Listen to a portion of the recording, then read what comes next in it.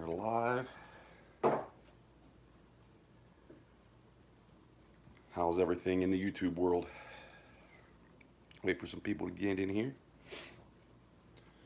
I made a bunch of shot yesterday, and I haven't weighed it yet, so I really don't know what I'm working with.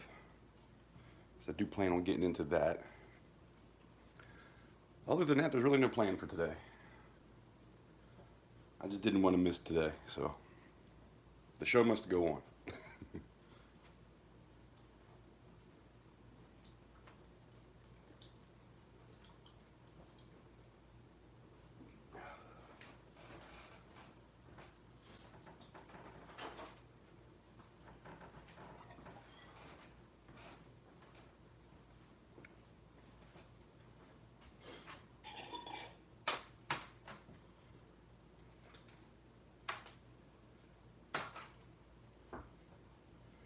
I need to find something I can put this in.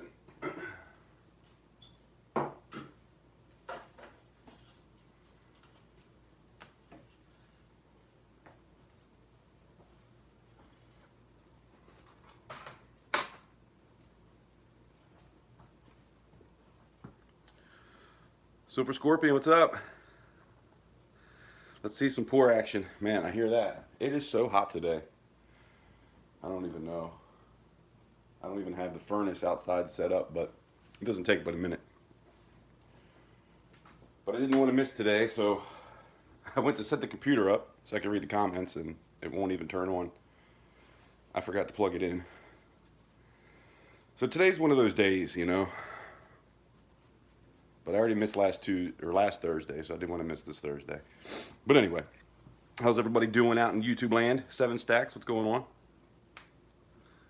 I made some shot yesterday. I took 19 of the SMI rounds. And the problem is too, I don't want to use this yet because, which I have other rounds I can melt down if I end up doing something today. But I need to weigh this and I need to finish making the video because I melted down 19 rounds, which actually weighed over 19 ounces. And then a sprue and a couple pieces that didn't work out great. So there should be around 24 ounces here, but I want to weigh it just to make sure. See what's going on with it. And finish that video. Because I'm curious, like if I lost any or, you know, how close it is to the original. You know, when you pour molten silver into an ice bucket, it tends to go kind of flying here and there. So I'm sure there's silver probably everywhere outside. Not everywhere, but you know what I mean. Carol Clark, what's going on? Hope everybody's having a good day. I did get some cool chunky pieces. Let me clean this first. It looks clean, but you never know.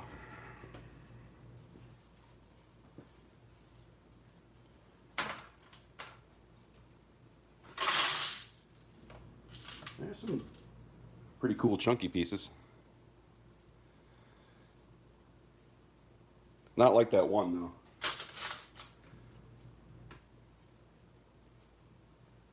Wonder if I should probably not do that yet. Let's see what we're working with here.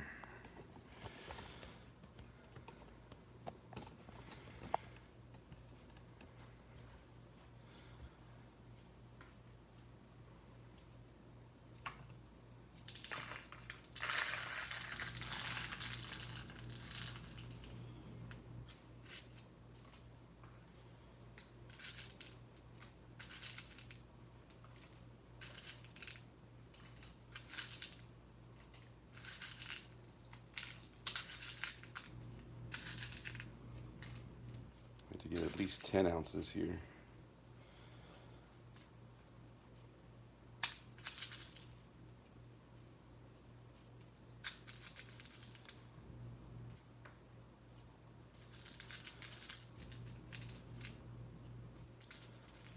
Ten ounces.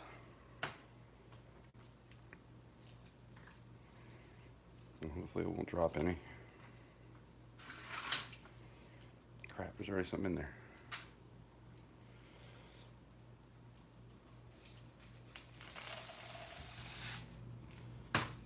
so that's 10.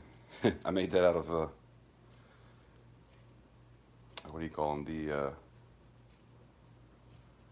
flashcards. Shit, did that say 0? Let me make sure. Yes.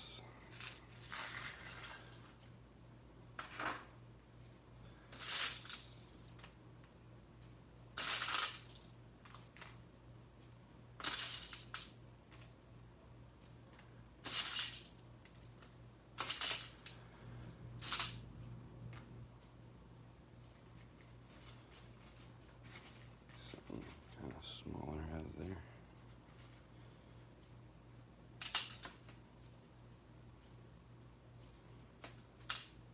There we go.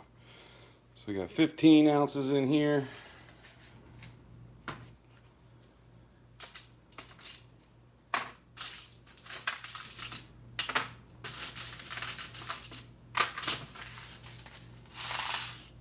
By the way, it is very fun to make shot. Even though I probably should just melt down the rounds as I use them, but that way I don't lose anything. But it's just so fun to make and play with.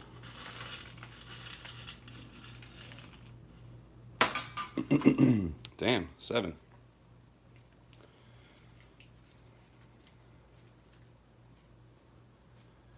So what is that, 22 ounces?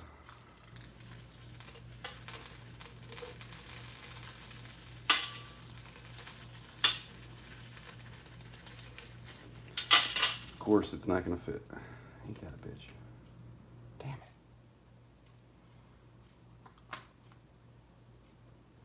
You know, I really can't. Well, I botched that up. What's this way? 0.44.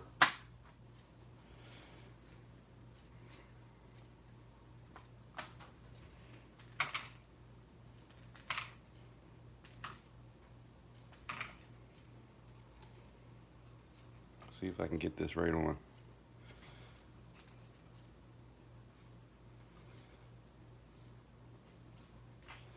Might end up being a little over.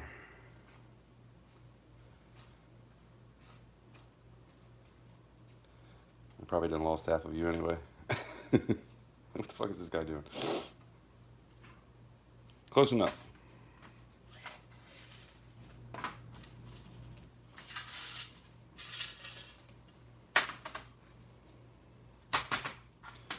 And that goes in there.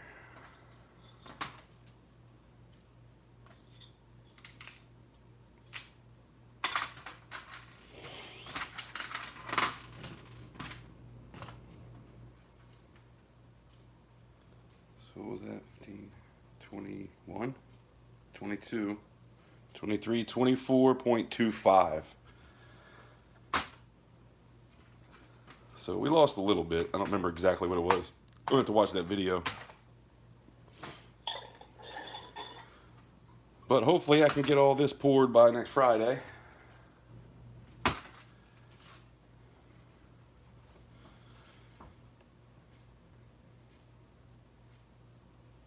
All right, Scorpion. Appreciate you stopping in. Man, this light looks ridiculous like that.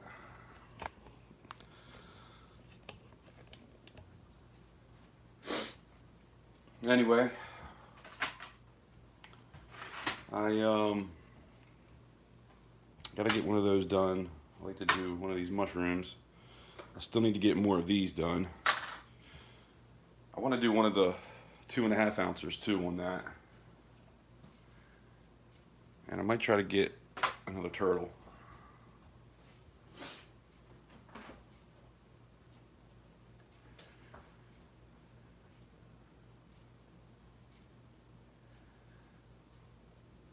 Supreme Ginger Stacker, what's going on?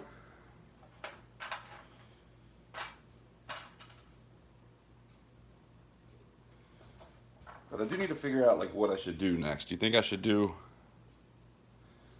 this guy? I want to try this guitar. I need to do a number 1 of this. That's a tough one though. And I got this kind of cheaper one, but it's a bottle opener. I don't know how great a bottle opener is in silver, to be honest. I keep wanting to do this. I just don't know if anybody's going to be interested in that. It's kind of more of a channel piece. But there won't be a lot of them if I do it. And then I was thinking of maybe doing another one of the spearhead, because that seems to be pretty popular. I've been wanting to do this one. I might try to sandcast this today and just see what happens. Actually, I do need to glue the back of this. I keep forgetting about that. Yeah, pouring's been tough because it's so freaking humid. And no matter what I do, I try to take a torch to the sand a little bit, or sometimes you can even heat it up in the oven, but it just seems like there's always some kind of moisture in there. When it's real hot, it's tough to get good pours. That's why really, if you're going to do this, you kind of need to be doing it in a controlled environment. Have heat and air conditioning, but have like a good flow, airflow through there. That's really what I need to get at some point. Once I get another electric furnace, I'm going to try to use that throughout the winter a lot, and I'll be inside, have some heat on in the shed, because I can always pop the doors open, you know. OC Stacker, what's up? 7 likes and 7 people. Appreciate you guys.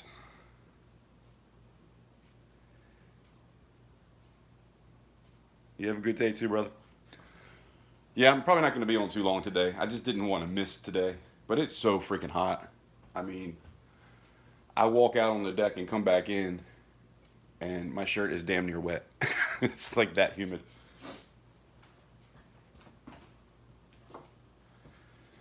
Tell you what we might do though, if we can get 10 people hanging out, I'm gonna maybe we'll do a giveaway or something. Make it worth your time. I always feel bad if I don't end up pouring anything. And I'm thinking about, instead of doing Tuesdays and Thursdays, maybe only doing Thursdays. Thursdays are definitely better days when it comes to views. And having more people swing through. But I don't know. And if I did that, it would probably only be for a little while it's hot like this. Unless I come on at like 9 or 10 in the morning. And I don't know how great that would do either.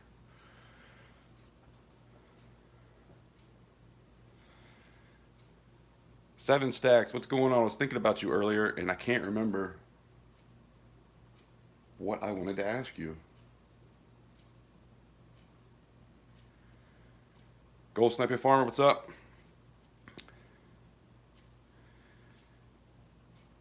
Sorry if I'm a little... Oh, Lil T 420, what's going on? Kevin Hawthorne, what's happening? Sorry, I missed you guys. I don't have the computer up, so I have to read the comments through the phone. What the hell was I saying? Oh, usually I'm pouring silver. I have about 24 ounces there, a little over 24 ounces. It's just really hot right now. So I wanted to pop on and just say hello.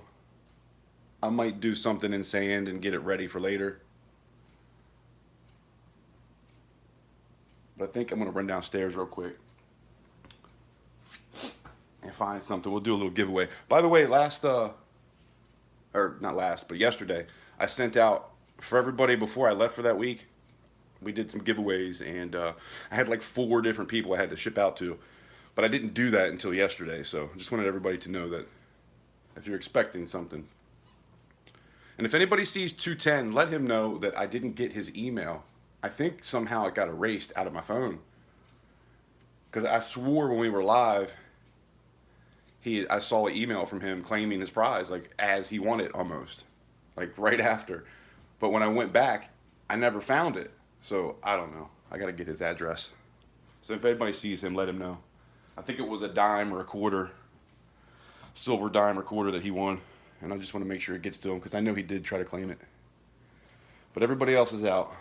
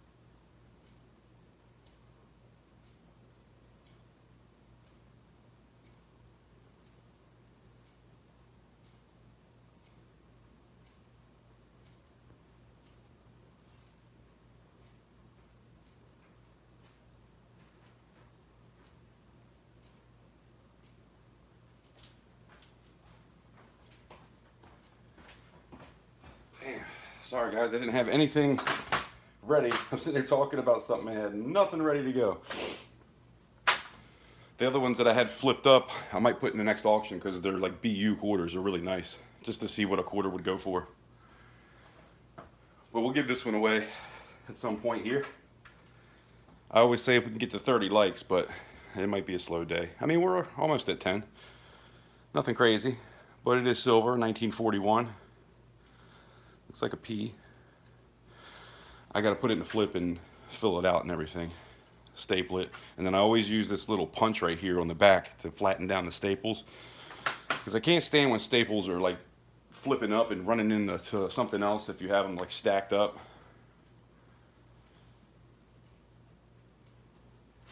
I know they make staplers that actually do that. I need to get one of those. But anyway, yeah, I'm hoping by next Friday everything that's there will be turned into something. But man, this heat is kicking my ass. Rhonda, what's up? Dove season, what's going on?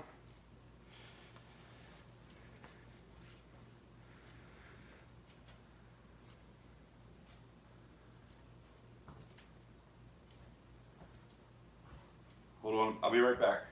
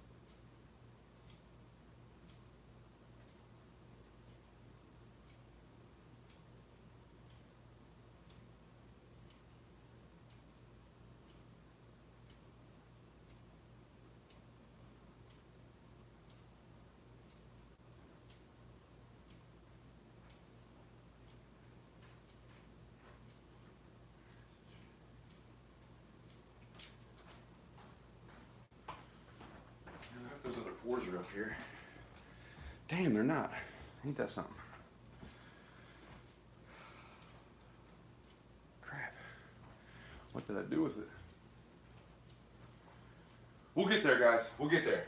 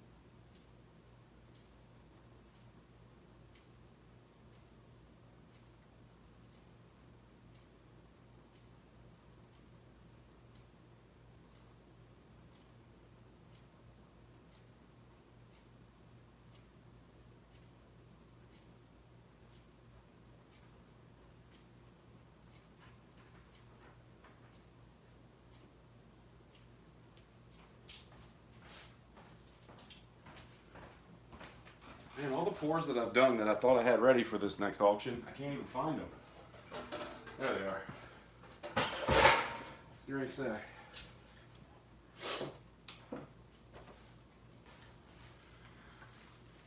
So I do have some mail here. I wanted to show you. I got something from Can,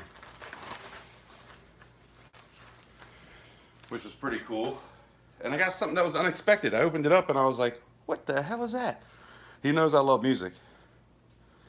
So I thought that was pretty cool. That's something you see every day. That'll have to find a spot on the wall above the table, recording table. And I got the American Innovation 2021. These are really cool.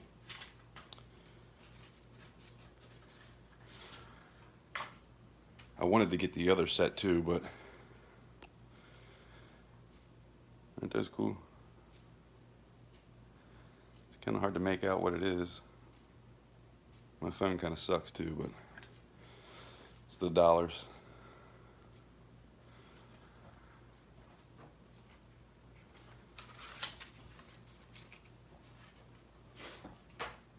So, I wanted to talk about, most of you guys know, but that's my poker chip. And so anybody that sends me theirs, I was going to do like the first 10 people get $5 off of my poker chip. And then after that, I'll still give you whatever it costs to make a poker chip off. But yeah, this is mine. And so I wanted to show some of the ones I got recently. Death from Below. I got that. Bottom Gun Bob. We got Titan. Pretty cool. And I got 2 from Mr. Fish.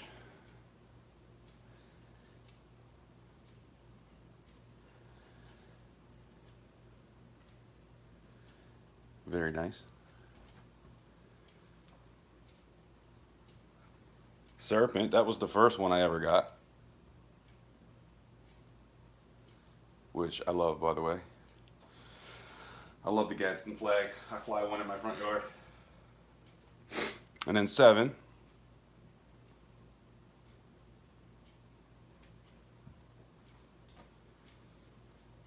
You got Tooly Tooly.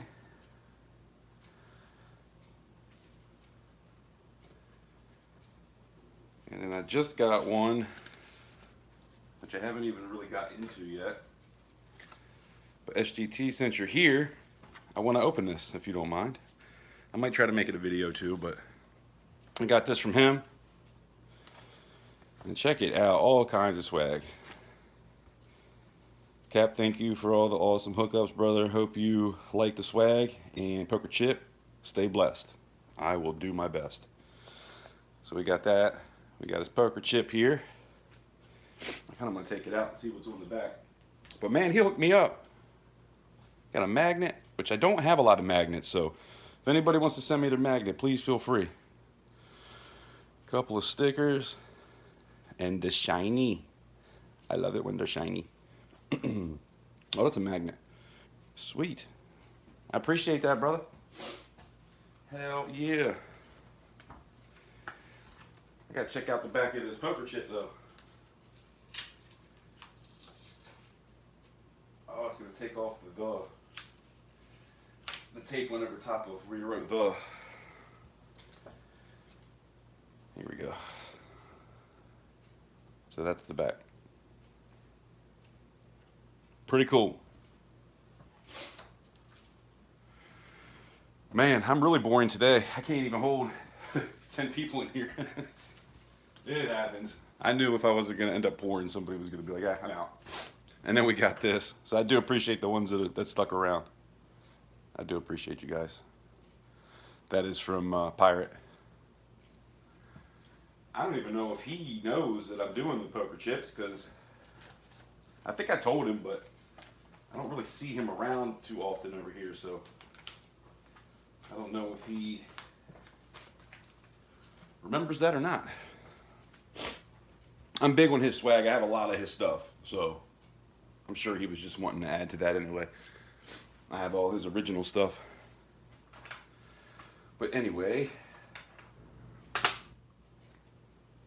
it's funny, I said last week, I was like, man, I gotta stop doing so many giveaways. I'm giving away all my silver quarters and dimes. And I just popped open another one. I even said it last week. I'm saying I'm not going to do it, and I'm probably still going to do it. And I didn't grab the right one. This is for $50. I don't know if I can. No. I can't do it. I got to go get another one. I can't do it.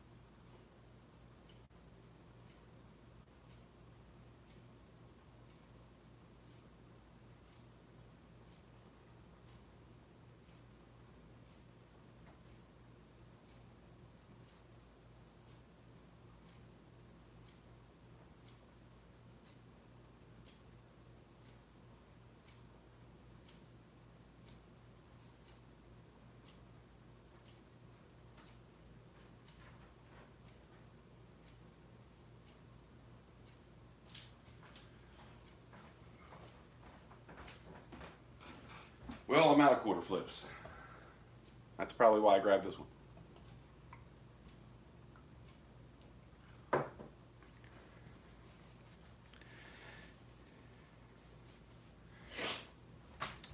Well, you're going to get a $quarter-and-a-half flip. It is what it is.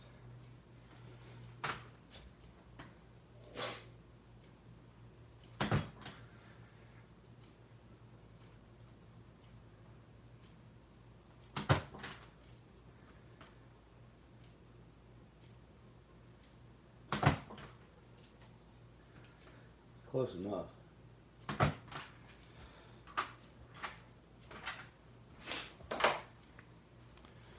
So I'll press this out with it, but I don't want to do it on here because it tends to dent things.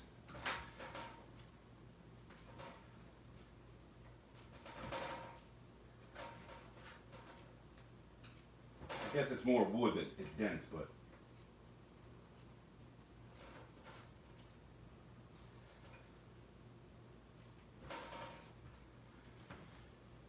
all right.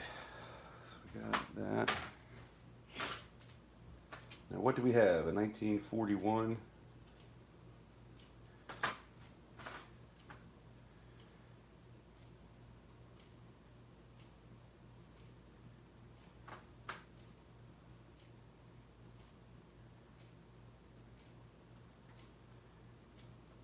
Quarter.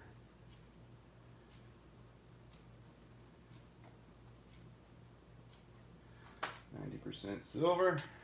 Let's see if I can sign this without making it look stupid.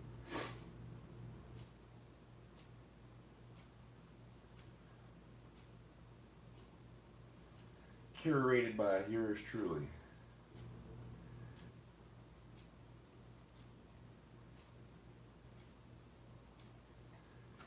It's good enough.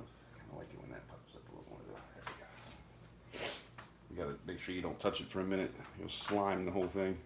I love these pens, and they're supposed to be ink gel pen that dries quick, but it doesn't always work that way.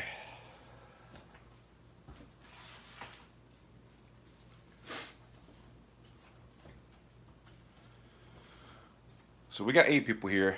Kind of want to have 10 people to do the giveaway, but Serpent Silver, what's up? Serpent, you know, if I had a $50 put in there, I probably would have. I only have a few $50 left. And I think I might put those up in the auction. You know, I like to have a little bit of everything, if I can. But as much stuff as I've been giving away, I can't afford it either. I wish I was rich, but unfortunately I am not. This picture is terrible today. Maybe it's just me. We got 9. Let's get one more. Starika, what's happening? If I missed anybody. I don't have poker chips, but I'll send you some of my channel stickers and a magnet.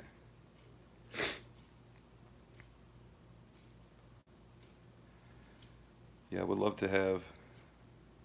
Where am I at? I would love to have that. I don't have that anything from you, so that'd be cool. For the poker chip, though, I gotta stick with the rules.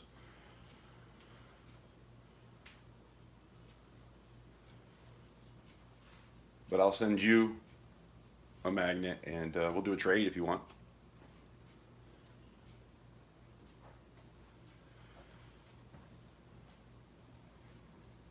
Damn, tough crowd today. I'm trying to do a giveaway. You'd think they would have stayed. Am I that boring? I know. Maybe I should move everything and just start pouring. It's hot though, man. Just from going up and down the steps twice, I'm like sweating. Sweat dripping off my forehead. You know it's humid when you're in the air conditioning and you're still sweating. Then again, I'm kind of hot-blooded anyway. I feel like I'm always sweating. It'd be the dead of winter, and I'll still be sweating. Anybody else hot like that? The whole rest of the house. Why do you have it so cold in here? Because I'm literally sweating. It's a constant battle. I know somebody out there gets it. Mrs. Coin Crew, what's up? I appreciate you lurking. You know, you went live earlier today, and I came in for a minute, and something happened because I was going to say hello and everything, and I totally forgot about it. I had to leave the room, and when I came back, I never even dawned on me to go back to it. This was like 2 hours later, probably longer than that. But I was going to say hello to you today. I did see you were live. Is that something that you do every day? Do you go live well, obviously it's a Thursday. Is it an everyday thing or a Thursday thing? Or are you covering for, what's her face? I can't remember. Who was it? Damn, what's her name? Ida. I know you guys used to cover for Ida a lot. Yeah, there you go. Cool, cool. Yeah, I was going to pour. I'll be honest with you. I haven't really been feeling great today. And I waited till last minute even to try to get set up. I couldn't find nothing. I was still 10 minutes late. And it's hotter than the devil's ass outside, for lack of better words. But I was like, man, I'm just going to go live, hang out. Maybe I'll do a giveaway or something just to make it worth people's time. But yeah, I might start popping on earlier on a Thursday at like 9 or 10 in the morning. Nobody shows, they don't. But it's just too damn humid at 3 o'clock in the afternoon. I'm in Maryland. I live pretty close to the Chesapeake Bay. So everything rusts out like crazy. I had to get all new brake lines a few years ago for my truck because they rusted out. It just tells you how bad it is around here. Shoot, even my bucket. This is the bucket I make shot in. Look at the rust starting to form. I've had water in this thing like 5 times and it's already starting to get rusty. And I dry it out every time. So yeah, for those of you that might have just came in, I have 24.25 ounces of shot here I just made yesterday. I made a video of it, so I wanted to weigh it on video. That's why I'm kind of holding off on pouring too. Although I could go get some rounds, I guess. I do have some other stuff to melt. Oh, I didn't finish saying earlier, I use those SMI rounds. And if anybody knows what the SMI round is, I don't have any left because I wanted to melt them down because most people aren't into them. Because it's got a big circle on the back, which kind of takes away from the design, but at the same time, it's a security feature. But I didn't know exactly what the security feature was made out of. I know if you shine a light on it, it shines in the black light or something, or glows in the black light, I guess I should say.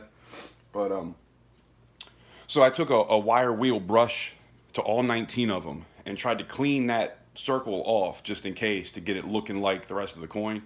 Hopefully that did good. I don't think it would have contaminated anything either way, but I'm pretty sure whatever that is probably burned off.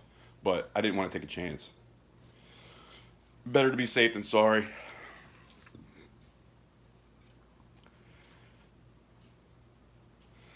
Yeah, man. It's been around here. It's been the past couple. You're up north too, right, Mrs. Coin Crew? Around here, it's been muggy for about a month and a half. Last week was beautiful, but I was gone. Go figure.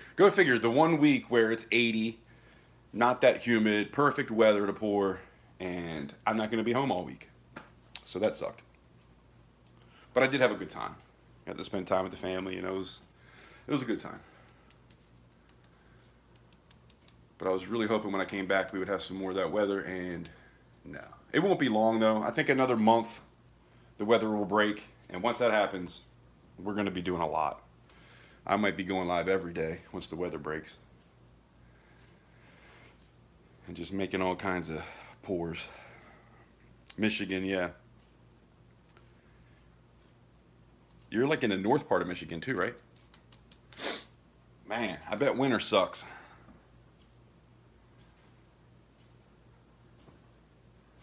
We get winter here, but where I'm at, and where I'm at in Maryland, it's kind of like half, like the Annapolis area, it's kind of hit or miss. Like sometimes you'll be right, most of the time, you're right on the borderline of snow and rain. And then sometimes it'll come a little further south and it'll snow, but for the most part, it's rain. On average, it's probably like 3, 4, maybe 5 snows a year that are decent, other than just a little dusting. But even that, the past 10 years, it's either we get 3 feet or a half an inch. It's kind of crazy. JK, what's going on? Did I miss you earlier? Sorry about that.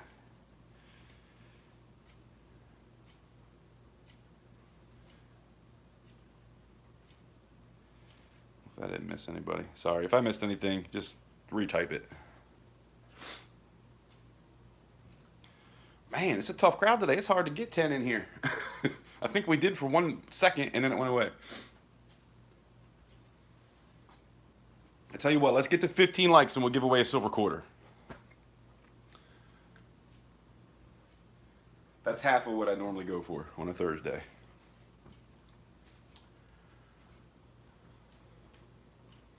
Like I always say, though, I still like going live and kind of shooting the shit with you guys. If you're willing to be here with me, I'm willing to hang out. So it is it's probably more fun for me to just sit and talk to you than it is to actually try to work and talk to you at the same time, because then my mind's all over the place. I mean, I'm ADD anyway. My mind's all over the place regardless, but anyway. Come on, we can get 3 more. I know I'm not doing anything crazy today, but if you feel like sharing it out, that'd be cool. If not, it's all good.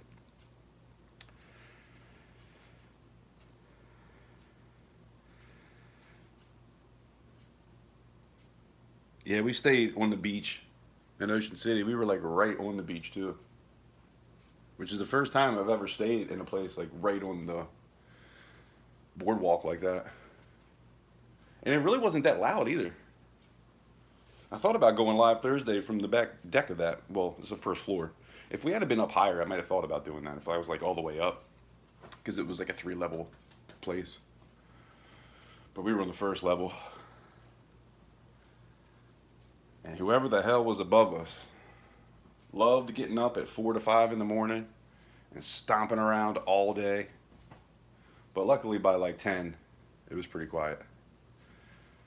But I usually don't go to bed till like 2 or 3 anyway, so by the time I'm asleep for a couple hours, I start hearing banging. I'm like, oh man. What are you gonna do, right? Block it out. That's all you can do.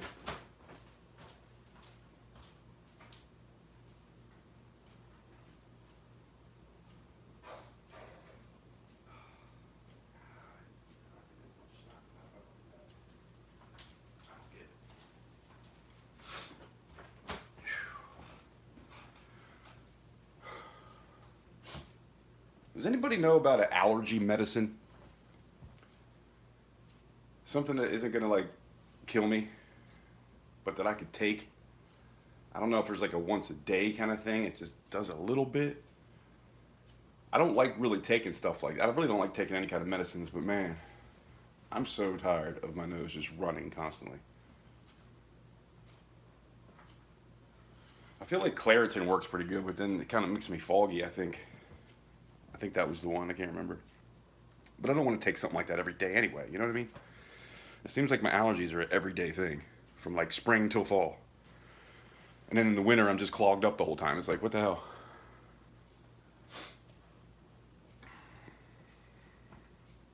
Whiskey cures all. I hear that, but I try not to drink whiskey. I had to give that up a couple years back. It's pretty rare. I'm not going to say I haven't since 2022. There's been a couple times. But I don't get those fifths like I used to. If I get whiskey, it's like a miniature. But yeah, I try to stay away from all that.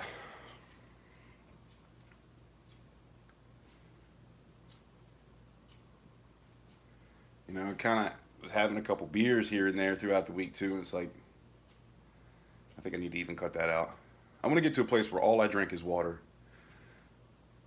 Work out every day. start jogging again, because I haven't done that in years. Man, we were walking around the damn boardwalk, and I started to feel like I was getting shin splints. I'm like, there's no way I'm this out of shape. I mean, we walked probably quite a few miles, but. And then I went to this beach. We were fishing. I walked around a bunch over there too.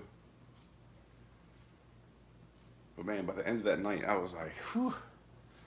If I had to run right now, I'm not going to be walking for about 3 days. I don't know if anybody's ever had shin splints before, but it sucks. I'll tell you a story. I went to a Caps game, and I was like a sucker for the silent auctions.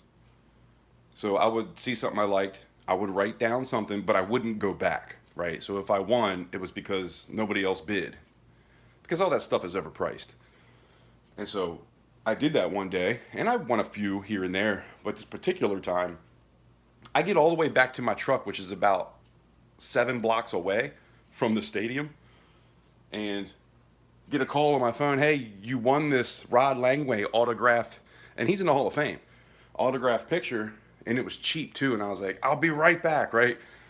So I run 7 blocks, get in there. I'm in the wrong side of the building. I had to run all the way around the building. And luckily, somebody was coming out for me to even get back in. I didn't even know I was going to get back into the building. But anyway, by the time that next day, I literally could not walk. I had shin splints so bad. It's like when the bone in your shin, obviously, it kind of flakes off, I guess. Like the bone kind of flakes, and that little spur is like cutting into your meat or your skin to the muscle or the skin, or I guess there's really no muscle in the front there, but yeah, it sucks. Anyway, here I go rambling again. Yeah, that's what I'm saying, Mrs. Coinker. It seems like everything makes me like the.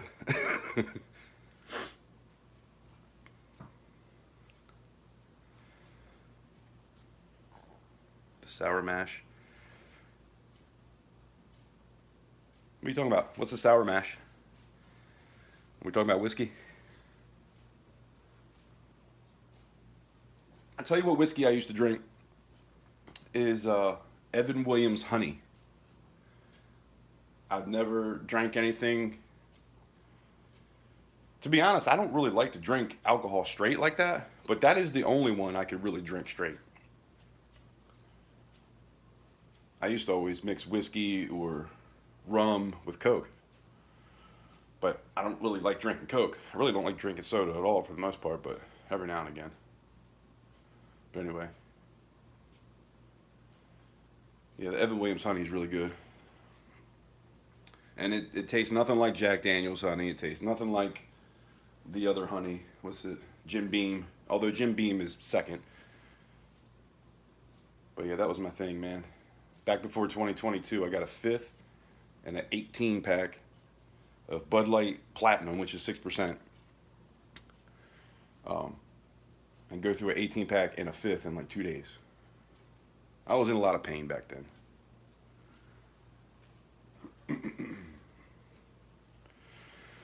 I think we've all been through some shit like that at some point or other, right?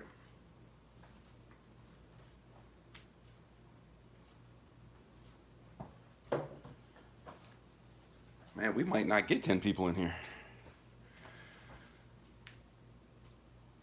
13, 14, 15. We only need 2 more. I'll tell you what, we're going to go outside. I'm going to burn one. And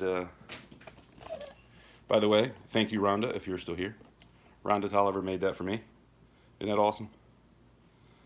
Let me show you close up too. It even says on the bottom, made by Rhonda Tolliver, the lucky one. Or Rhonda, the lucky one. Love that thing.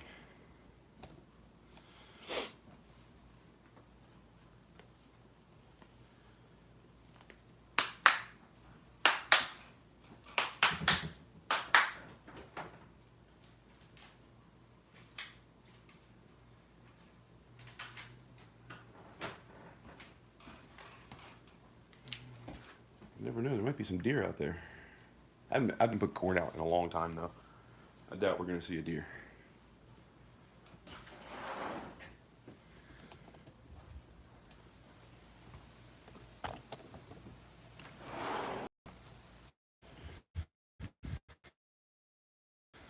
I have set up, so I feel like when I go through here, it shouldn't be too bad. It's like the walk out here, so don't have it. It shouldn't do that.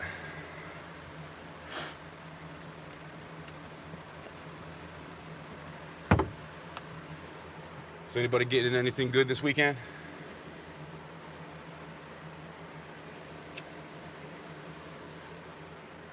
Anybody got plans for this month? Today is the 1st. Man, I put that into the description or the title, and I was like, holy shit. It's October. I was about to say October. It's August 1st. That is freaking crazy to me. This year flew by faster than any year, I think, ever.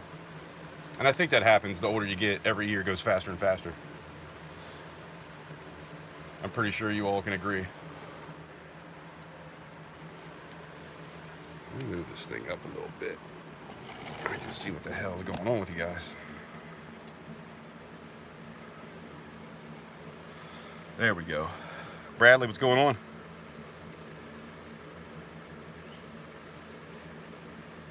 I think you're new here. Usually I'm pouring silver, 3/9 fine silver. I make, I don't even know, trinkets and whatnot. The little trinkets and whatnot. So yeah, could be kind of like coin type stuff. A lot of times it's more like 3D kind of statues, things like that. But today it's so damn hot and I was very unprepared. So we're just going live and hanging out and shooting the shit. Right now we're behind the house, and in a couple minutes we're gonna go inside and do a giveaway for a silver quarter. So stay tuned and hang out for that. But that's usually what we're doing here. For anybody that's in that has no clue what we're doing, staring at the woods.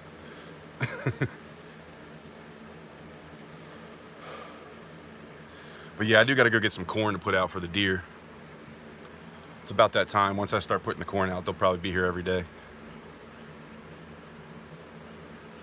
That little spot right there is where I put the corn, in front of that little block. I put that block out there so that they have to be broadside so I can get a good picture of them. Or shot if I was to take a shot, but I don't take shots out here.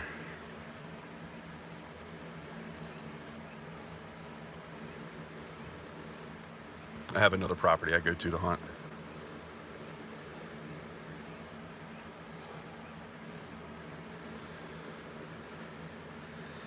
Culture or currency. Hey, I saw you emailed me, but I haven't got a chance to read it yet.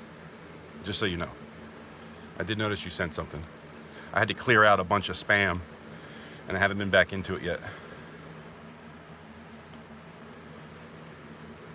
I get so many email. I need to start going through and like trying to clear all that stuff so they can't keep doing it. But I always end up just erasing it, and it keeps coming. It's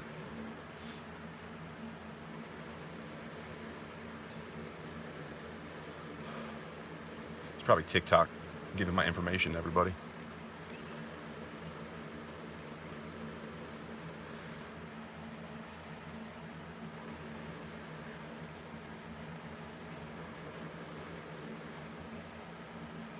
By the way, man, TikTok is a crazy place to be right now.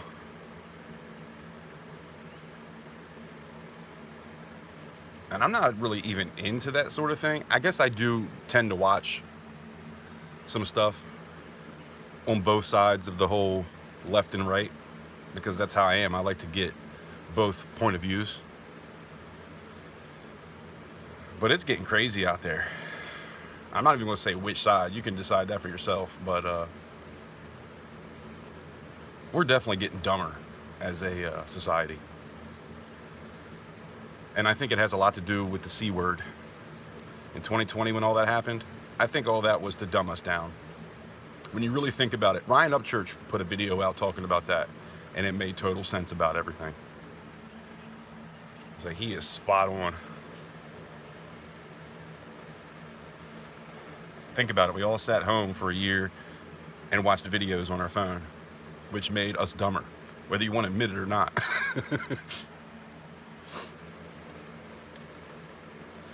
You're new to stacking?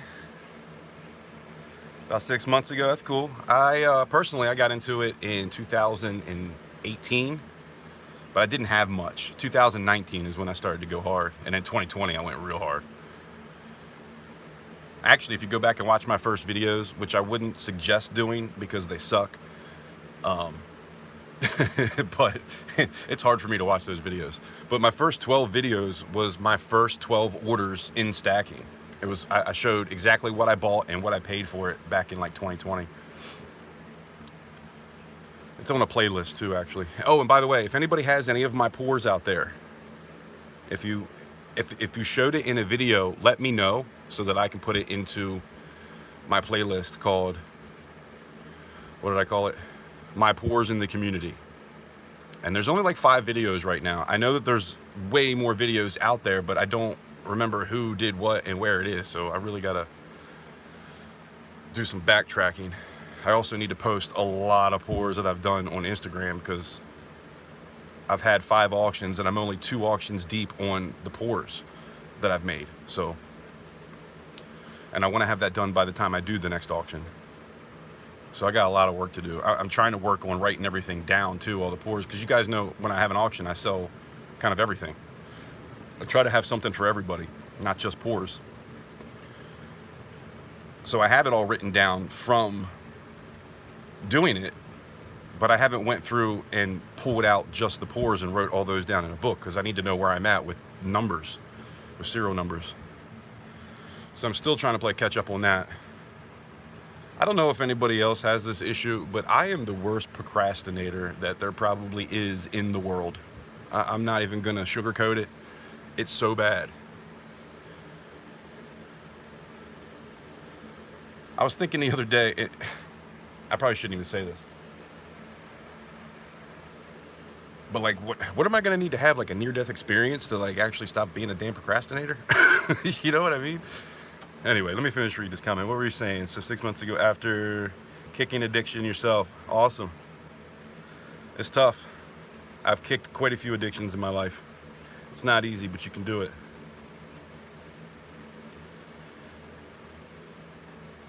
Did you see that first video when I came back? Because I was gone for 2 years, and I talked about that when I first came back. That's in a video.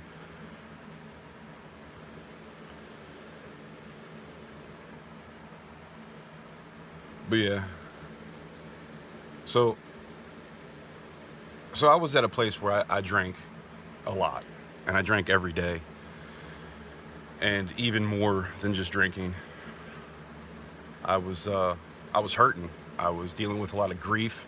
I was in a lot of physical pain, and could never seem to really get over that hump. And in 2022, I decided I was gonna take a break, get sober, and really try to do the right thing.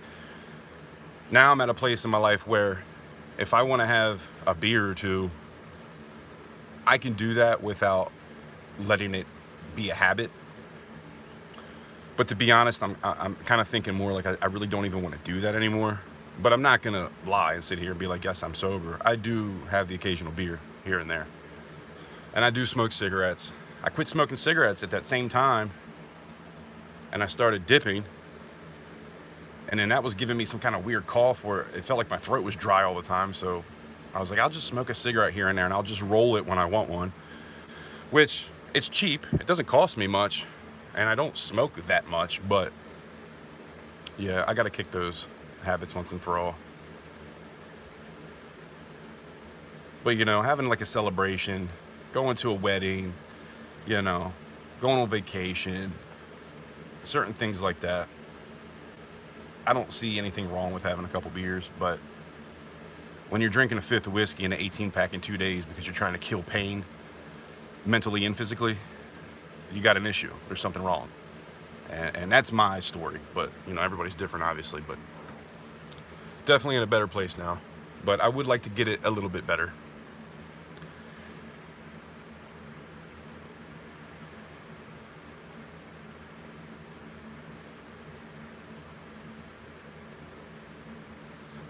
Well, I appreciate you stopping through, Bradley. I appreciate you watching that video too.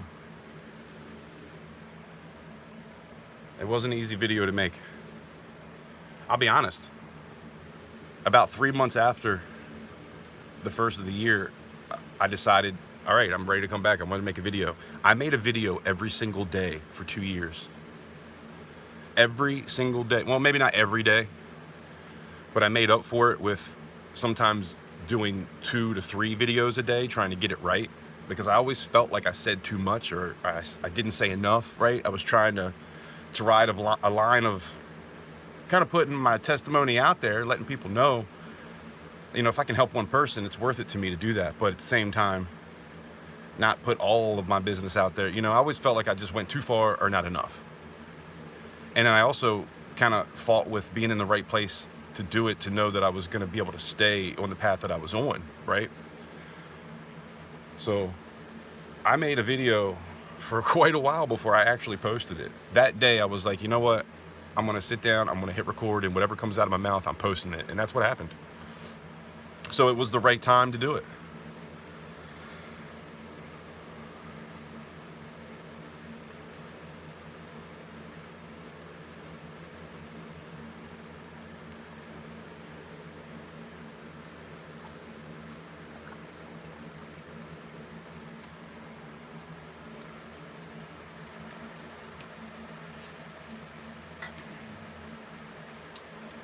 Yeah, but addiction isn't, it's not easy to kick things. And when people think about addiction, a lot of times they think about drugs and alcohol. There is so many more addictions out there than drugs and alcohol. Let me tell you. I'm not going to get into them. You know what they are. But for me, what I always think about, what I always tell people, especially people that don't get it, that don't understand, is that nobody wakes up one day like, you know what? I think today I'm going to have an addiction. I'm going to be an addict. I want to be a drug addict, or I want to be an alcoholic, or I want to be addicted to sex, or whatever it is, you know? I think I'm going to do that today. Nobody wakes up like that one day and says, this is going to be my story. I'm going for it. You know what I mean? Most of us have trauma.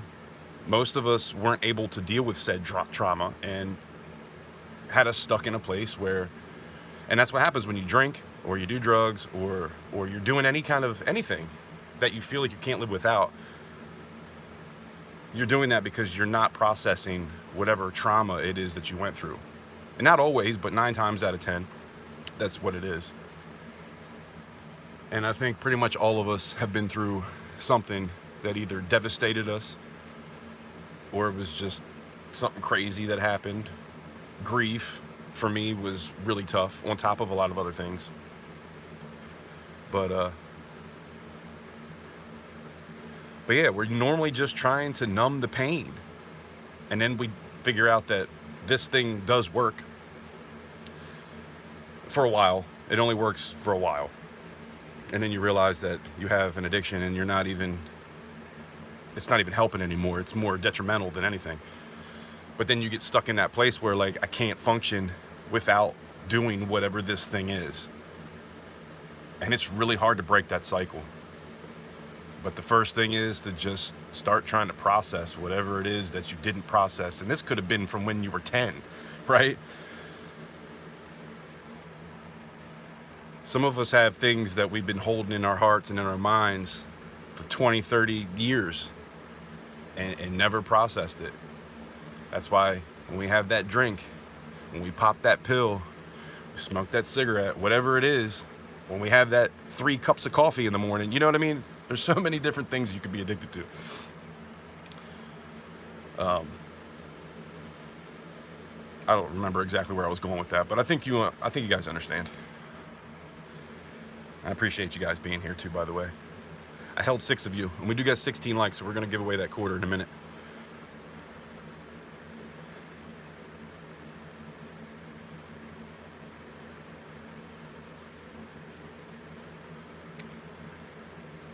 Bradley says, you know what I had learned?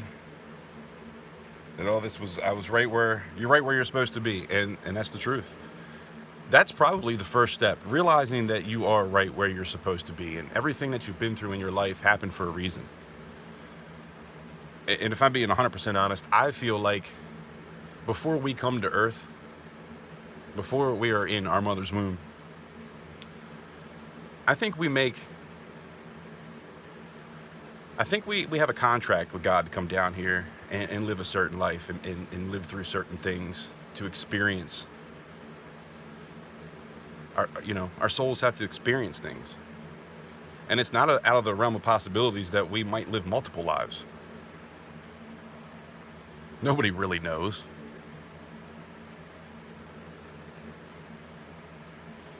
But I do pray every day. I pray. I don't pray to God. I pray to Yahweh, because that's his real name. Or its real name. I don't even, I'm sure it's masculine and feminine. But, and Yeshua is who died for our sins. So, and I don't even like to say amen, because really, if you look into what all that stuff means,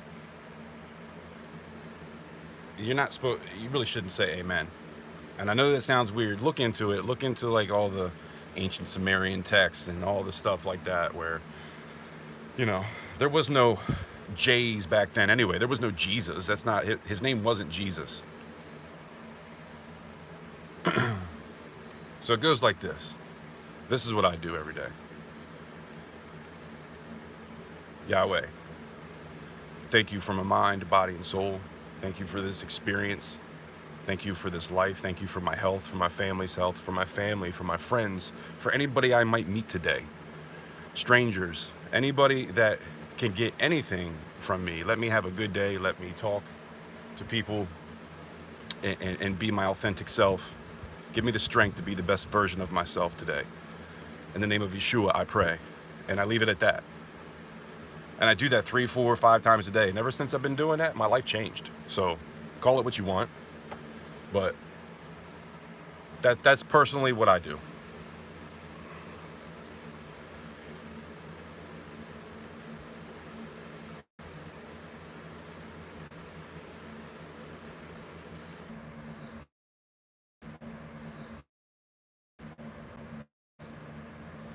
All right, we should be back. Sometimes the phone acts funny when I'm on the back side of the shed.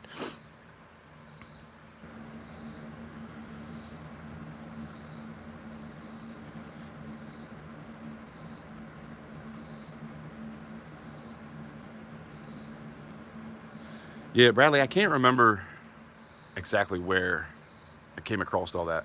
There's a dude, I can't even remember his name, that talks about this stuff a lot, but it's been a while.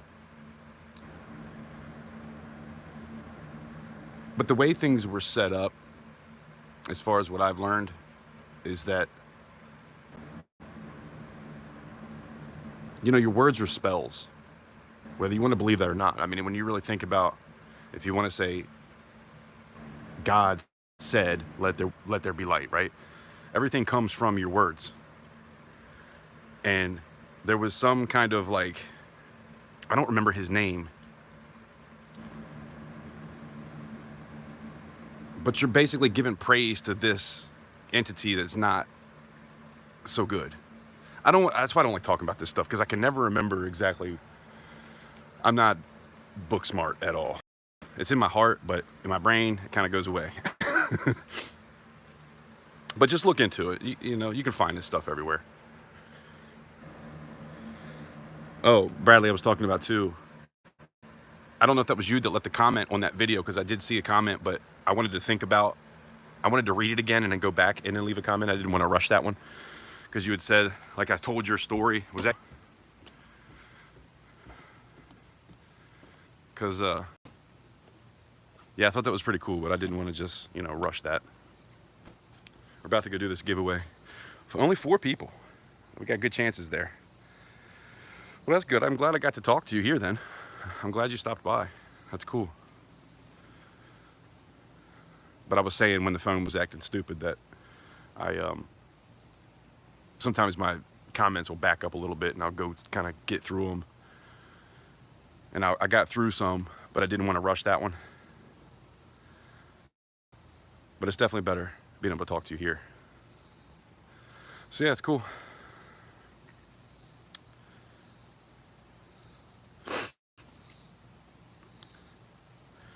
Whew, man, it is freaking so hot out here.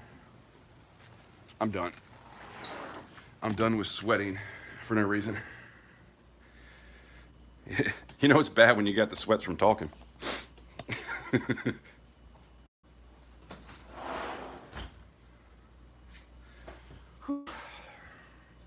Let's do this. We're going to pick a number 1 through 100, closest without going over, unless everybody's over, and then we'll just go the other way. And let me put the number down, and we'll go.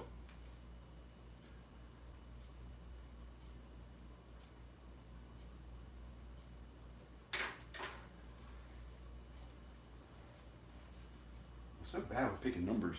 You know, I have 100. There's a lot of numbers to pick out of 100, but I'm always unsure of what number to put.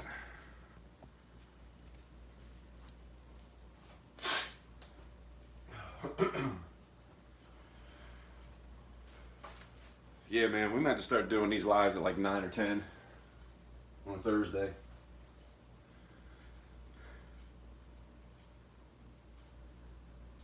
And then once the weather breaks, I can do it kind of more in the evenings.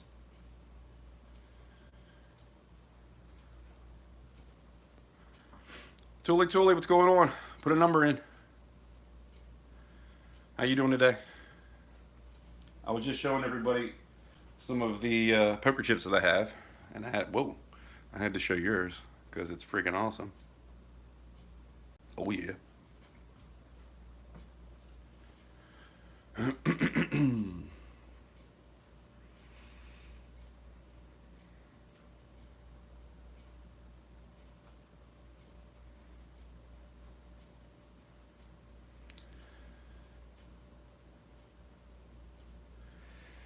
What you doing, buddy?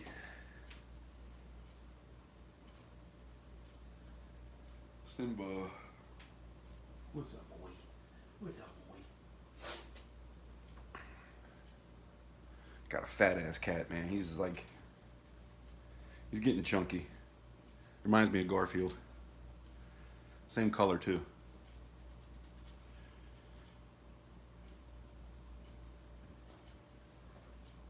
He starts rubbing on my leg when he wants to be fed, but he's got food. Maybe he's just being nice. Yeah, there's only 4 people in here, so I guess we don't have to go too far. Slow day today. It happens. I didn't pour anything, and we've just been shooting the shit, so I get it.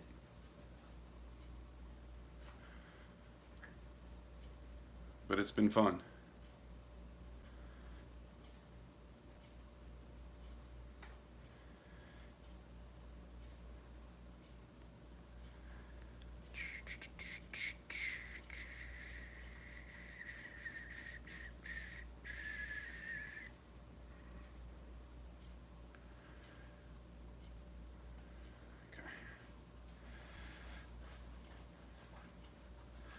Question? What's up?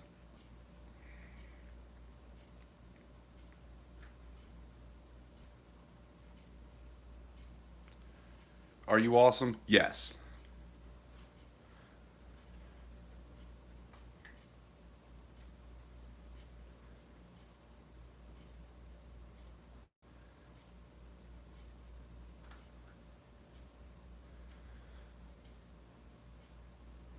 Do I want a dog? No. What are you doing with those dogs, those puppies? You selling them?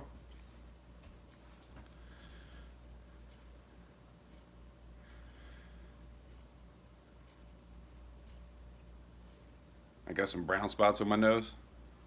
What the hell does that mean, SGT? I probably do got some freckles. Are you saying that I've been sniffing shit, man? I know you ain't talking to me. She did say stop. We're like 10 minutes late on this, huh? 45. I am 45 years old. That's why I picked that number, because I'm so bad at picking numbers. Brown noser. Oh, I got you. Come on. SGT, you know what's up. I don't think anybody would deny that.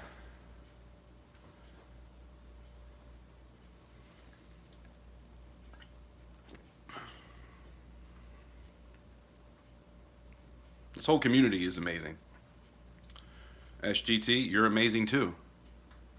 How's my nose now? Serpent Silver, good people. Rhonda, amazing people. That might be it. There's only 5 people here.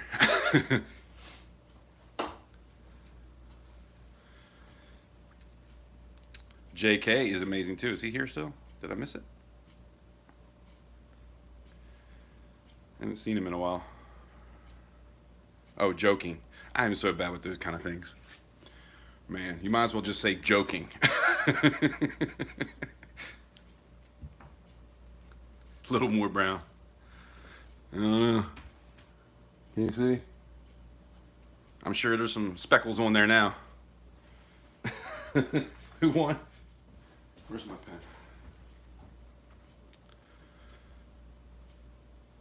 Yeah, this community is awesome. Serpent won? I won't take your word for it. I don't want to go back too far. Congrats, Serpent.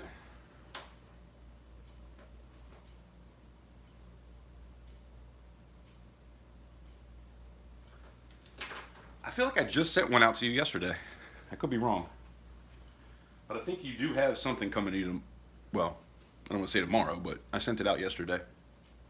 I'm pretty sure that was you. I don't know, man. I send so much stuff. I do so many giveaways. I can't even keep track. I guess that's not a bad thing, you know. Bad for my pocket, but, you know, good for the community. I can't even remember last time I won a giveaway. You know what's funny too is I purposefully don't really get into giveaways because it's hard for me to be able to get to channels, and I don't want to feel like, oh, I got a giveaway and it didn't show up for them, you know, kind of thing. So I really, and there's so many other people out there that could benefit from it, you know. I don't know.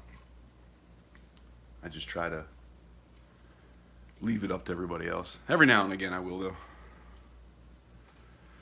But we did get 17 likes, so that's cool for just, you know, sitting here hanging out. I appreciate you guys being here. Send to Carol. We can do that. If I don't quit losing this pen.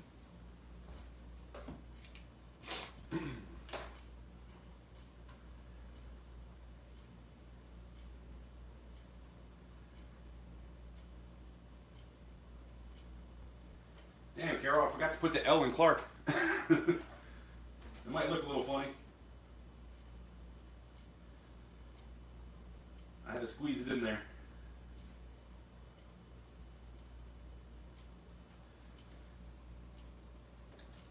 Alright, so that's what we just had up. That was the winning piece. And I put Serpent Silver, gifted to Carol Clark. Sorry about the L. I forgot to put it there. But we're all good on this, right? I want to make sure everybody's cool. So there's no confusion.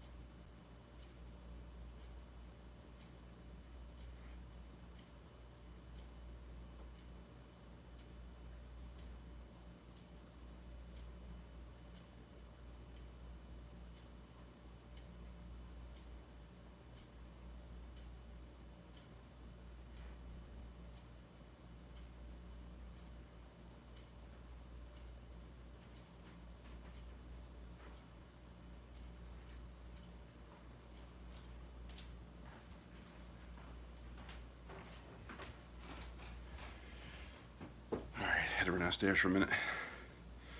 We are correct. All right, cool. So there's 5 of you here. I want to ask, is there anything that anybody's looking for right now? You guys seen some of the things I've been putting up in auctions, and I have a bunch of other stuff too. No pours, nothing like that. But if you're looking for anything, let me know. Kind of waiting until next week to do an auction is really got me stretched. So if there's anything anybody feels like they need right now, if it's something I have, maybe we can do a little something. Gold, man. I don't have much gold, I'll be honest. I used to have about 6 ounces, and now I have, I think, 2/10. And I was going to put those up in the auction, so I always have a little bit of gold, but I really can't afford to buy more gold, so not really. I think I have 1 grammer left, but that's what I've been putting up in the grammars and then the 1/10. I think I only have 3 pieces of gold left other than shot, so I don't really have much gold. Perth mint gold. I think I do have some Perth. Oh no, wait, do I? I'll let you know if I do. I don't think I do. I think I sold that. The Perth mint is the kookaburras, right? Those aren't cheap though. But I might have a kookaburra left. But they, I think they go for like double what gold price is. So there's that.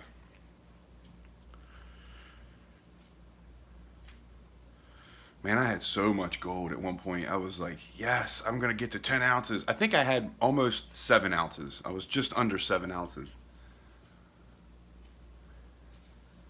And then about a year ago, started selling it here and there. Which sucks. I wish I had just started doing these auctions a lot sooner. Man, I was scared for the longest time to go live. I'll be honest. I'm not really a people person. I'm kind of the quiet one for the most part. And I thought that that would be hard for me to come on here and be live because I'm so like that in real life. But I'm also kind of like an open book. And when I know you, like I know you and we'll talk about anything. And that's kind of what I get with the community, you know? I get a sense of community with you guys. So I do tend to just talk the whole time, which kind of surprises me. But anyway, I forgot what the hell my point was. I love you guys. It's awesome hanging out. What do you make the Statue of Liberty out of? I did one in copper. I did one in silver. I tell you, I would love to do one in gold one day, but I got to figure that out. It's a tough one to pour because I can't get it into the sand far enough. I remember that first time I did it, I had this thing, right? You got your piece down. I'm sitting here. I'm beating it. We're not beating it, but pressing as hard as I can. I got this on the floor, and I'm standing over it with a stick, putting all my weight on it, trying to get it into the sand. And that was with Petrobond. And now this Petrobond is really old. I did those Statue of Liberties probably 2 years ago. And so now this is really old. I have some that's still in a bag, but I bought it at the same time, so I don't know if that's any good either. I might have to buy some new Petrobond because trying to do it in Duff clay is way too hard. You can't press into Duff clay. I don't care how strong you are. Listen, I'm not strong, but I'm also not weak. And I can, maybe a 1/4 inch is about what I can get in a Duff clay. Once you roll it out and you get it nice and hard, it's almost impossible to push into. So getting something that big halfway into the sand is really tough. But you get so much better detail with this, so it's kind of a catch-22, really.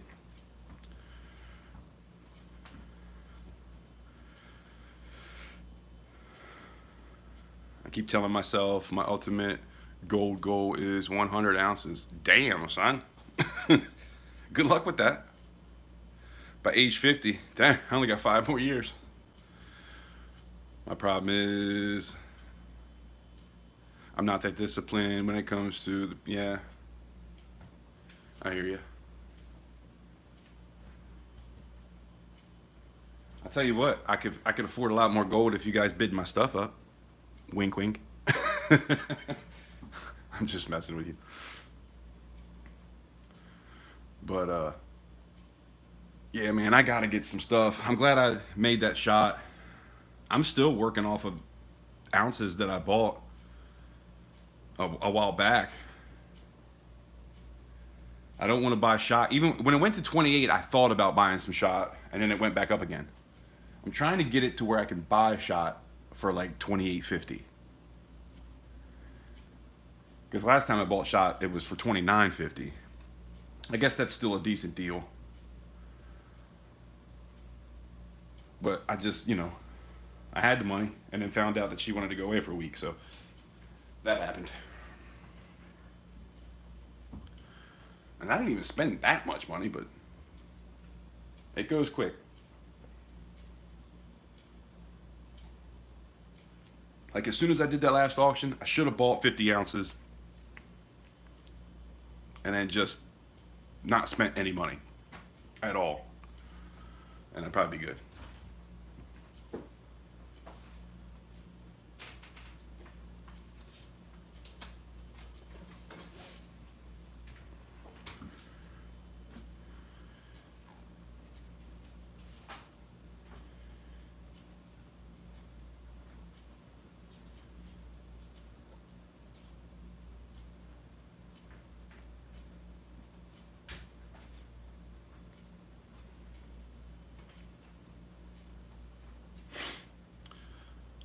So I feel like if you're a stacker,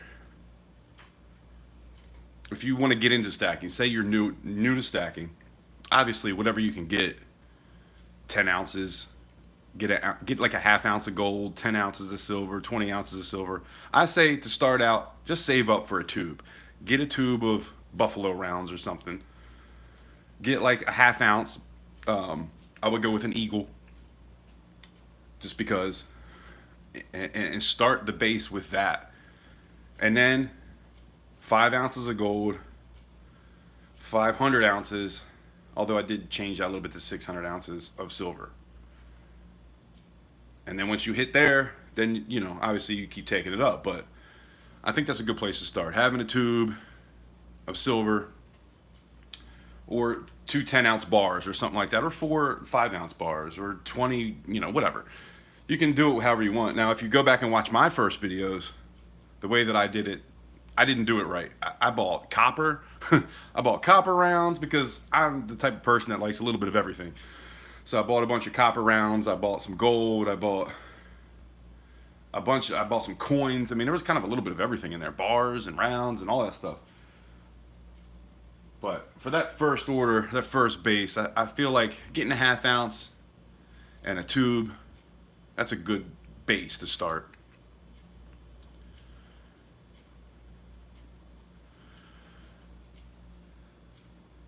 Get 200 ounces. What do you mean, of gold? That can't be. You must be talking about silver. What'd you say, something about Mega Millions? Shoot, if I won Mega Millions, okay, I'm gonna say it right now. This damn light, I might as well turn it off. If I hit Mega Millions, we're all gonna have some silver. I'll tell you what, if I have your sticker, if I win Mega Millions, I'm sending a 100-ounce bar out to everybody. If you're somebody that frequents my channel, I'm gonna send a 100-ounce bar out to everybody.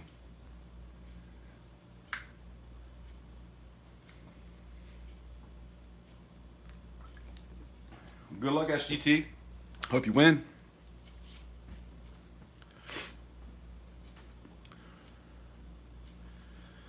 You know what's funny? SGT, I always thought like, I got pretty good luck. Actually, when I went to the casino, I took in 50 bucks. I hit to 101. I hit it one more time for $1, and then I walked out. Right? It's kind of hard to do that. When you're only taking 50 bucks and you double it, you're like, it's only 100 bucks. But I knew if I had played that 100 bucks, I probably would have ended up losing it. So I walked out. So I was up 50 bucks. I went back, took 50 back in again, pretty much lost it. And I was like, all right, this didn't work out so great. So then I went back in a third day and took in 40 bucks and turned that into 80 bucks and left. So I didn't really lose money. So that's always a good day. I made a little bit, I guess. I guess that means I made 40 bucks. So nothing wrong with that.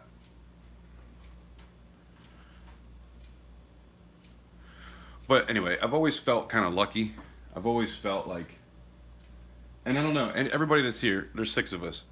Do you feel like, 7 of us, I always don't count myself. Do you feel lucky? Do you play the lottery because you feel like you're going to win? I'm telling you, I've always felt like I was destined to win the lottery, but I never do. And so I quit playing. I think that's a thing that everybody feels.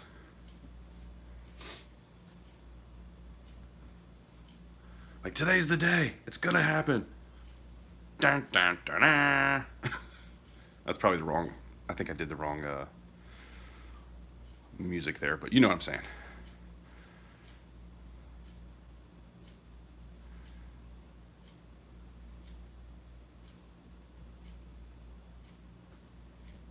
Invisible River Ranch, what's going on?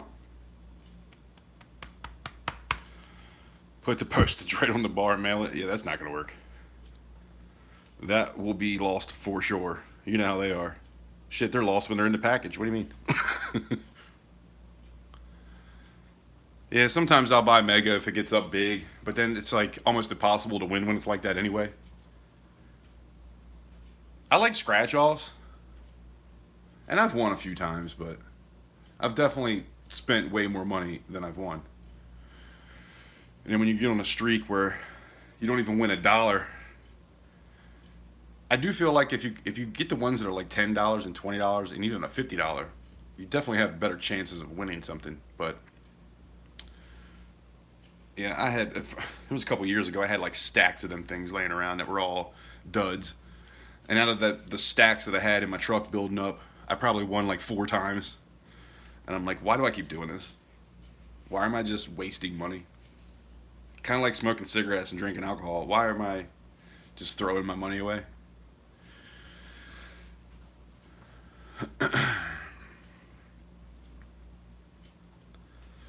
Yeah, but the problem is, Bradley, when it gets that high, there's so many people in it, your odds are so bad.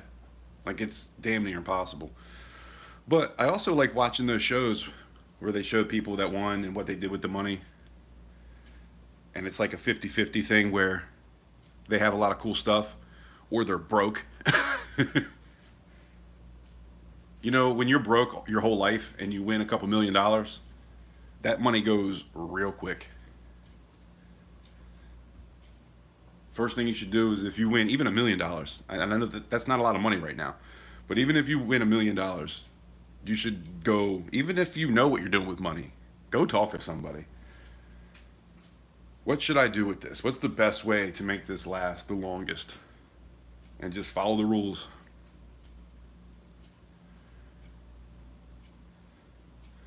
I've come into some pretty big sums of money and squandered it. I always have something to show for it because I got a lot of crap. My family will tell you I got too much crap. But I always have something to show for it. But a lot of it just kind of went to eating out and, alcohol and tobacco and just whatever. I don't really like spending money anymore on things I don't have something to show for it. It always makes me feel wrong. That's why even drinking a couple beers every now and again, I'm like, why? I really shouldn't do this. It's just a waste. Because I don't really, even if I was to drink, I wouldn't get drunk. I don't do that anymore.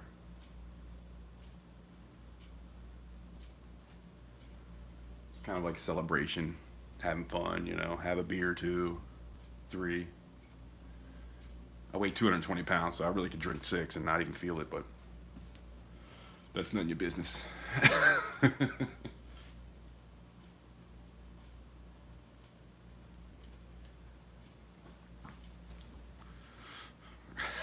Visible. Well, I gotta tell you, that's one route I've never went down. I will say that. Now, SGT, the second to that, I'm not gonna say yay or nay, but the first part, no. Uh-oh, message held for review. What the hell are y'all talking about now? You done got me in trouble.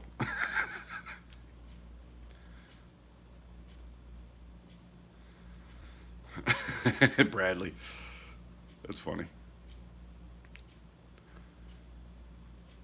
I mean, you pretty much said the same thing he did. I don't know why. I'll just show it. All right, let's not talk about that stuff anymore. But I hear you.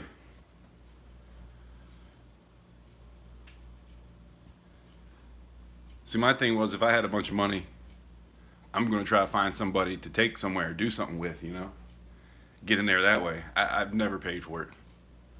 I don't know. Maybe it's just me, just something I just never wanted to do. And I'm shy too, so it's not even like I'm any kind of player or anything. You'd think I would be into that.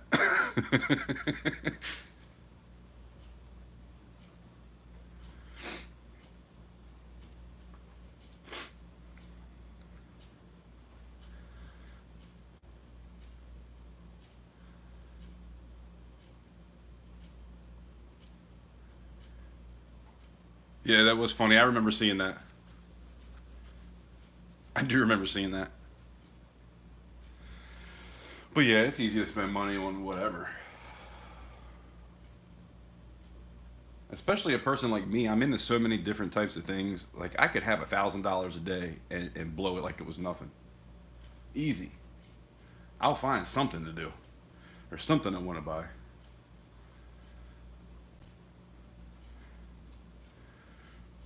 I could use a guitar right now, even though I have plenty of awesome guitars. I could use one more. I could use some more tools. As a matter of fact, I probably should go buy me 1,000 set file kit. That way I'll never run out. 1,000 files. Although I haven't been filing like I used to, man. I just take it straight to the grinder now, either the grinder or the sander, and just take it off. I don't even try to save it anymore. There's silver all over my shed, but it's dust. I tried to save all that stuff for a long time, but just not into it. There's too much work to try to deal with all that. And then some kind of impurity will get in there. There'll be something, some kind of dirt or something. I mean, dirt will just burn away, but I just don't want to take a chance. I had somebody one time put a pour of mine on a, this is after the first auction, and it freaked me out. Because he put it on a Sigma, and it was testing not 3.9s, it was like in between, it's like in between sterling and 3.9s. It was in the yellow for 3.9s, but it wasn't in the green. Come to find out, you can't test pours on a Sigma because they're not always flat. You can only do that with coins, and people just don't get that. And I didn't know, right? So it freaked me out. I was like, "What do you mean? I know where I bought this stuff from. I know that I only buy from reputable people online, like dealers, JM Bullion, Aiden Coins, things like that. I don't even buy it. I don't even get shot from the community. And if I did, it would be something to pour for myself. I would never put that out there." And he was cool about it. He said it was for a gift for somebody. No big deal. It's somebody I've known for a long time. But he just wanted to bring it to my attention. I'm like, what the hell? So then I started doing research and trying to figure out what was what. And yeah, come to find out, there's a lot of people getting called out for their pours not being 3.9s because they're being tested on Sigma machines that only test flat pieces. So it's got to be an XRF machine. That's the only way to test because that goes through it. That's an XRF is like a X-ray machine, and it tells you all of the silver that's in it or whatever's in it. It'll tell you every single percentage of what's in it. So that's really the only way to test a pour, and people just don't get that. But yeah, it just scared the shit out of me when I first got that email. My heart hit the floor. I was like, no, there's no way, But it was a rounded piece, and it wasn't even big enough. It was like a button. It wasn't even big enough for it to be on the whole thing. Anyway, so. And then I watched somebody on Instagram. This dude was trying to call out a really big name dude. I don't remember who it was now, but he does tons of pours to the community, and everybody backed him up too, which was awesome. But he was trying to call this guy out because he took this, it was a ship. It was a huge ship like this big, right? So it's flat on the bottom. It's kind of flat here, but he was doing it up and not on the bottom for one, which you would think you would do the bigger thing on the machine. But he's trying to read it where it's kind of skinny, and it wasn't reading 3.9s fine. And it wasn't even flat. It was kind of rounded on the bottom anyway. And it doesn't test things like that. It has to be a flat object. Like this poker chip, you could probably put this on one of those and it would test 3.9s. But if it's not flat like that, it's not going to work. Big Red was talking about that not too long ago.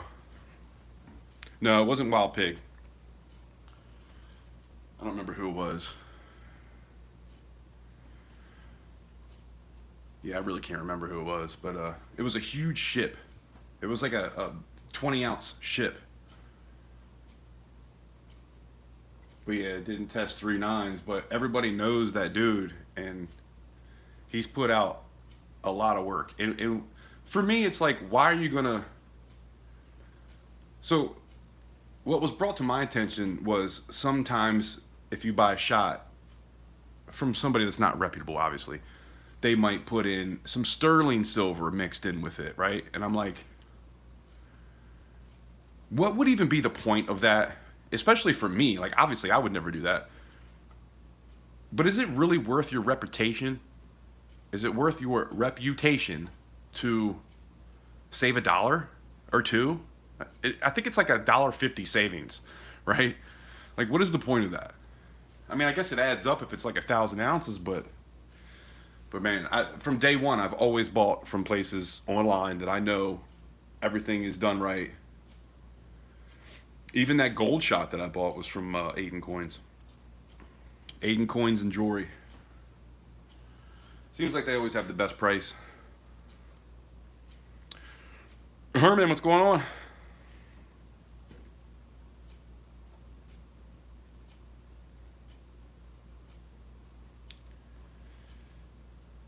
He got kickback. He got kickback on it too. What do you mean, Tully?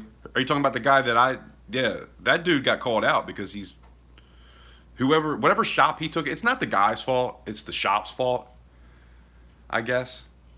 Maybe they just don't know about pours. Like my shop won't even take a pour. I've asked them if they want to sell my pours, and they're like, "Nah, we don't even deal with that," which I get.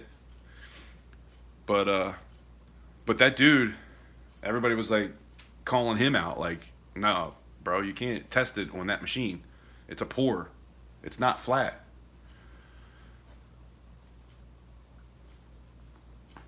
And I'm telling you guys, every now and again, those machines are getting more and more popular.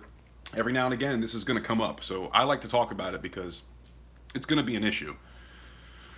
But those machines are also getting cheaper and cheaper and cheaper. And if you realize, those machines will also tell you that a coin is real when it's not. So there's that too. I don't know if it's like the silver and gold plated stuff. It'll tell you it's real. And then when you cut into it, it's not solid. I've seen that too. So people just need to do the research before they call somebody out that has sold. That dude, I mean, who knows? He might have sold $1 million in pours. He's done a lot. And to call him out like that, I just feel like you should have did a little bit more research. But there's also not that much research out there to do. So that's why I like talking about it. The more you know, right?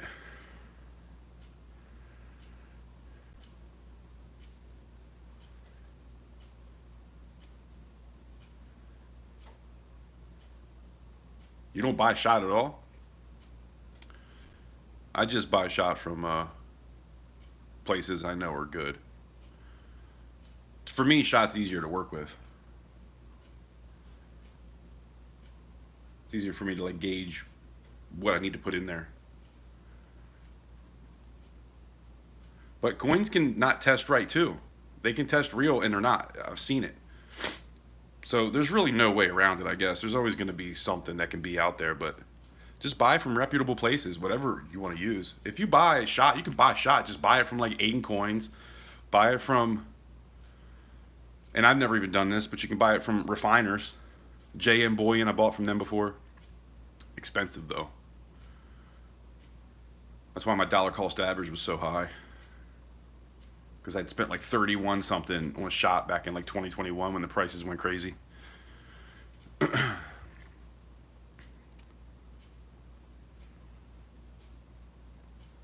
yeah, I've been doing both now. I know that where I bought my rounds from, I bought a full tube. And that's the only thing that I've melted is full tubes. I've even got coins from people in trade to melt. And I know these are good people that would never do anything stupid. But I still will not use that stuff because, I didn't test it, right? I want to make sure that what I'm using is good. So we just do the best we can. That happened to Wild Pig too? What do you mean got kickback? Got kickback like people were like, oh, your shit's fake? People need to get a grip and really understand what those machines are. If that machine can read something real when it's fake, you think it can't read something fake when it's real? The thing is, it's not even reading fake. It's just not reading three nines fine. It's looking kind of a little bit more like 925. It's like in between 925 and 999. If you're really worried about that anyway, it's more about the art to me. So let's be real here. If you're really worried about that $1.50, I don't want you buying my pours anyway. So there's that. I'll say it. I don't care. Jeff Crumpler is who Red called out. Oh yeah, I wasn't sure who he called out, but I remember him talking about that in that live stream.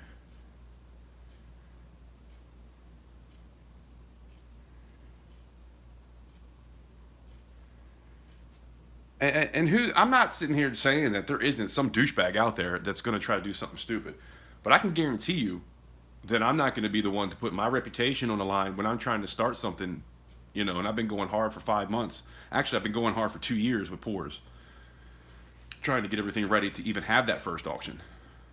So, trying to get better at the craft. But that's not to say there's not some douchebag out there that's going to try to do something stupid. And it could happen by accident too. That's why I'm saying try to make sure what you're using is the good stuff, and that's all you can do. But there's douchebags in every community. I've seen it in this community many times.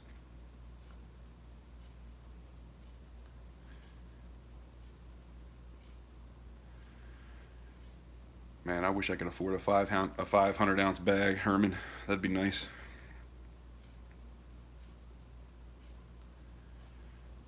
It's a dog eat dog world, that's for sure, Tully. Yeah, the X-ray is the best, but they cost like 10 grand, so nobody has them. That's the thing. If you really want to be able to test the pores, you need to get the right equipment, but they're expensive. Actually, I think 10 grand is cheap. I think they're more like 50 grand. I don't know. I have to look that up at some point so I know what the hell I'm talking about. But I know it was expensive as shit. I was like, damn, I'll never own one of those.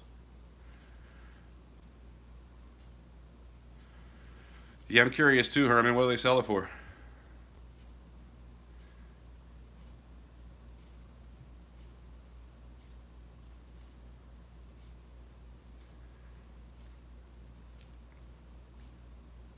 There you go, SGT.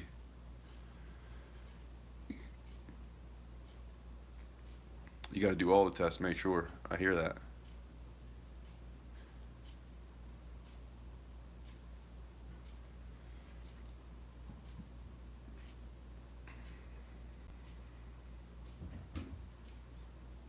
Yeah, I got you, Tully Tully. I know.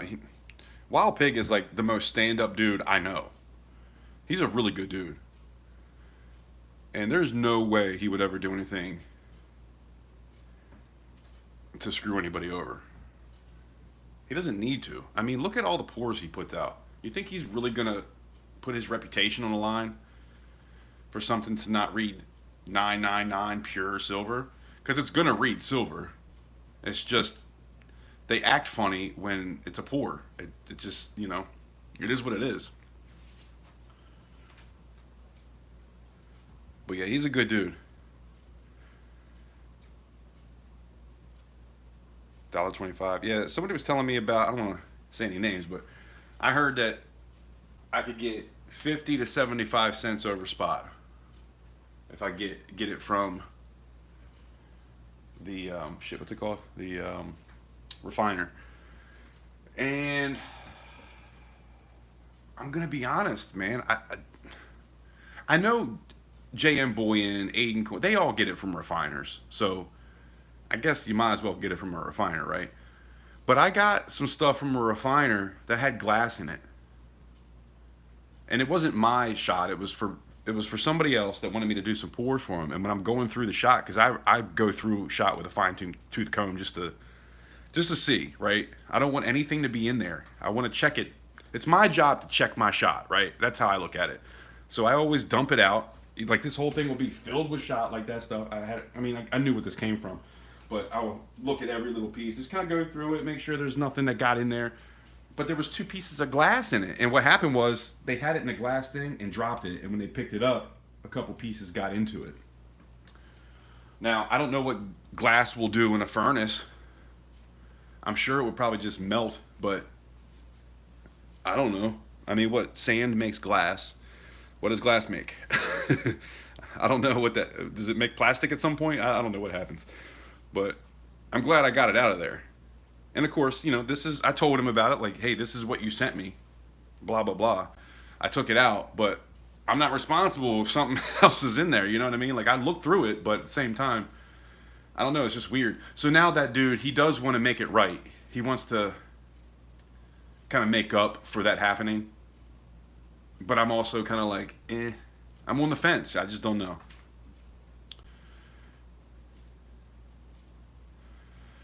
But yeah, if I could get it for 75 cents over spot or even 50 cents, I think you got to buy 100 ounces to get 50 cents over spot. But that's nice. If I could get it for that, that'd be good because I don't think I've ever paid under like $1. I think I got it for like $1.05 one time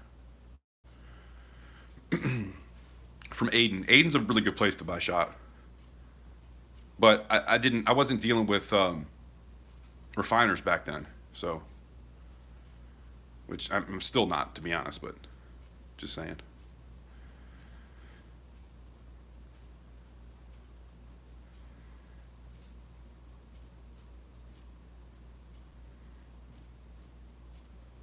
Yeah, I don't like those Sigmas, man.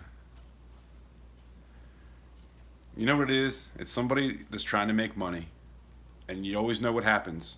It'll be nice at first, and then they start cutting corners, using components that aren't quite as good, and they don't read everything right. I just don't trust them, but that's just my personal opinion.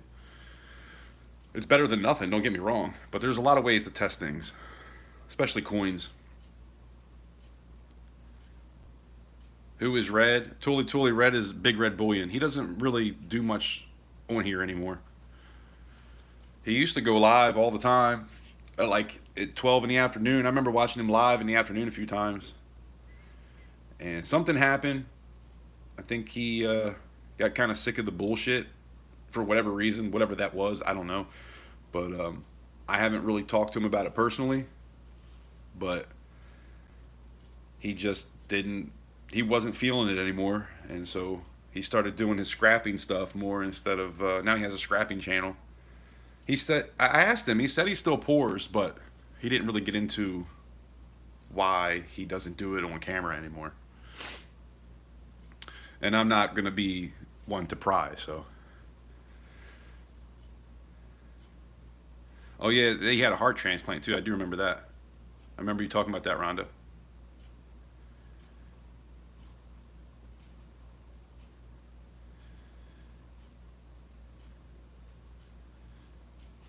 Yeah, I hear you, SGT. I'm just saying I've seen videos of people testing things that say they're real and then cutting it open and it's not real. That's all I'm saying. So it just makes me not trust them.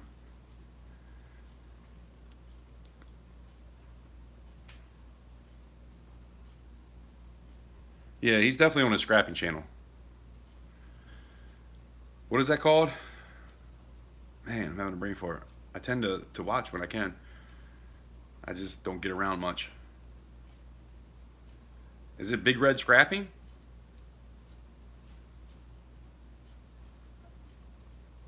Redneck Scrapping? He used to be Redneck Metals. Tuli Tuli, if you're still here. He's a good dude too. He'll tell you like it is, and some people don't like that. But personally, I love it because there ain't nothing worse than a liar or somebody that tries to beat around the bush and somebody that's fake. And he is a real dude, and so I've always had a good relationship with him. But yeah, redneck. If whenever you see pours that say redneck stacking, either he did it or other people did it that were doing things with him.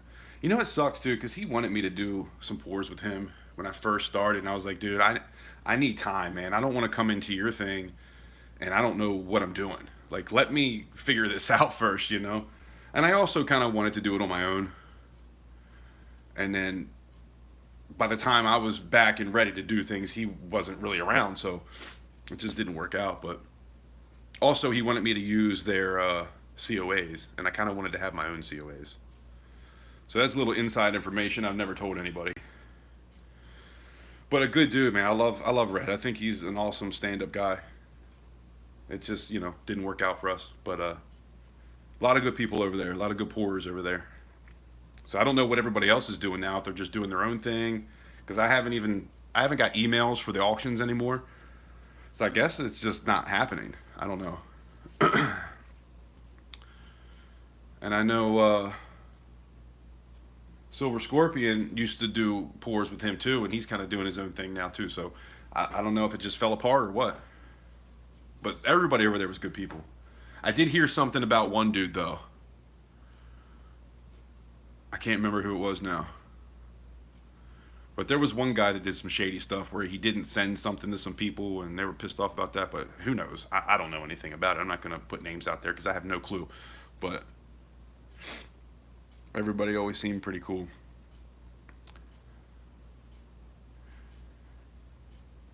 Back in the day. I'm sad he doesn't do it like he used to. Yeah. Hey, but if he's happy, that's all that matters. If he's happy doing big country, that's it. Streak is on point. Big country scrapping. Check him out. He's a good dude. I think he's got his whole family in there working too.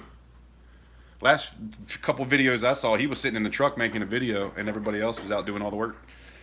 That's the way to do it. There you go, Rhonda. Thank you. I was about to say that. If you want to drop that for me, that'd be cool. Tell him Cap sent you.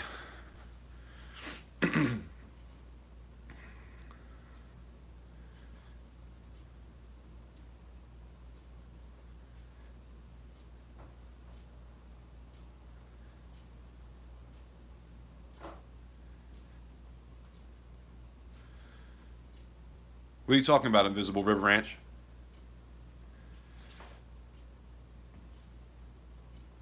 Like he didn't want to show everything? Is that what you mean? Because, yeah, there was... And you know what it is? There's certain people out there. There's certain people that taught him what to do. Let me back up. I'm going to call this speculation. This is just my opinion, okay? I'm not going to say anybody said anything about nothing. This is just kind of how I feel. I think the people that kind of got him into it were pissed off that he was showing everybody how to do it. So, there were certain things he wouldn't do on camera. But for the most part, I mean, I learned a lot from him. So I'm always going to appreciate him because I learned a lot. But there's some gatekeepers out there that don't want you to know how to do this stuff, which is sad. But I mean, I can understand that frame of mind where you don't want all these people trying to do what you're doing. But to me, it's like, just be better than those people. Just do your best to go above and beyond, right? And if you build it, they will come, That's my opinion on it. I'm not ever going to be a gatekeeper of anything. I show you guys everything. I mean, I don't always get into that stuff. Sometimes I'm not live when I'm doing certain things, but for the most part, there's a live where I've showed you everything I've done. You know what I mean? But there's definitely gatekeepers out there. For sure.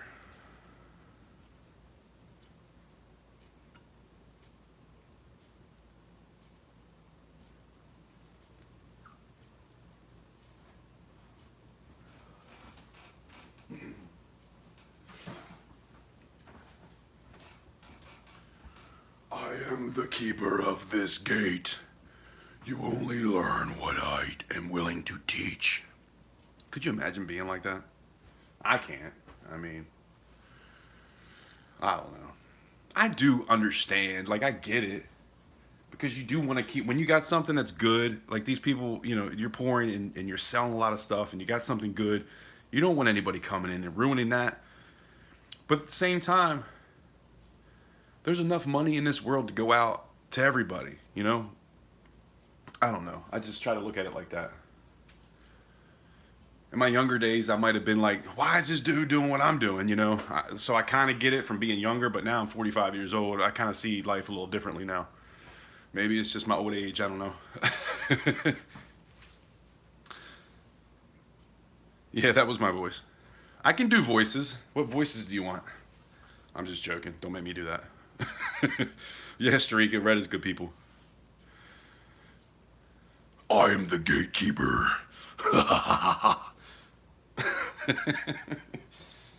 Oh, shit. Yeah, this voice is just my dumbass voice, you know, I use every day. That's all.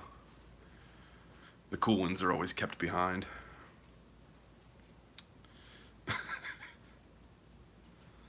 The work will, yeah. The girl is gonna flop around 87 times butt ass naked in water, but there's not gonna be water, and she's gonna tell us what's gonna happen. Go.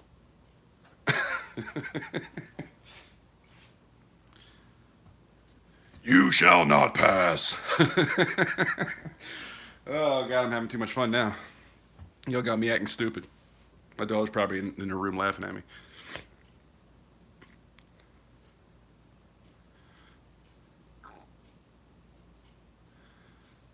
I'm old, but I don't act old. You know what's funny? The older we get, I feel like at heart, the younger we feel. I don't know. I find myself tearing up over the dumbest shit sometimes. This little girl was catching a fish the other day. I had fucking tears in my eyes. Like, sorry, I don't mean to be cussing and everything, but I try to keep it clean as I can. But man, it was the cutest thing. See, it reminded me because I recorded my daughter catching her first fish too, and it just reminded me of that. I had tears in my eyes watching this little girl catch her first fish. And I don't know if it's just, you know, the older you get, the softer you get, or if things just mean more to you because you have less time on this earth. I don't know what it is, but you know, it is what it is, I guess. I think it's cool. I do find myself seeing certain things though, and it's like, why do I feel this way? Like even like watching some movies that I would never think would get me feeling like a type of way, but you can feel your heart like just like an extra beat or something in there. Like, oh, I feel that. You know what I mean? I can't remember what movie it was. Oh, it was about the kids. The dude. It was a movie from 2011, and what the hell is his name? Shit. I think his last name begins with a B. Well, he was going and saving these kids over in Africa because they were stealing all these kids and smuggling them and selling them to whoever. And so he was trying to stop all that. And it's like a true story. But I felt like the end of that movie, I was like, dang, this wouldn't have got me 10 years ago. I guess when kids are involved, it's always kind of different anyway, but.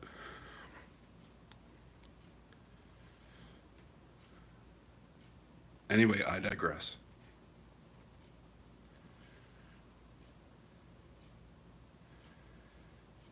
Man, Invisible, I wish I could get out there. It's been so dry, it hasn't rained much at all. And when it does rain, as soon as it rains, it dries up.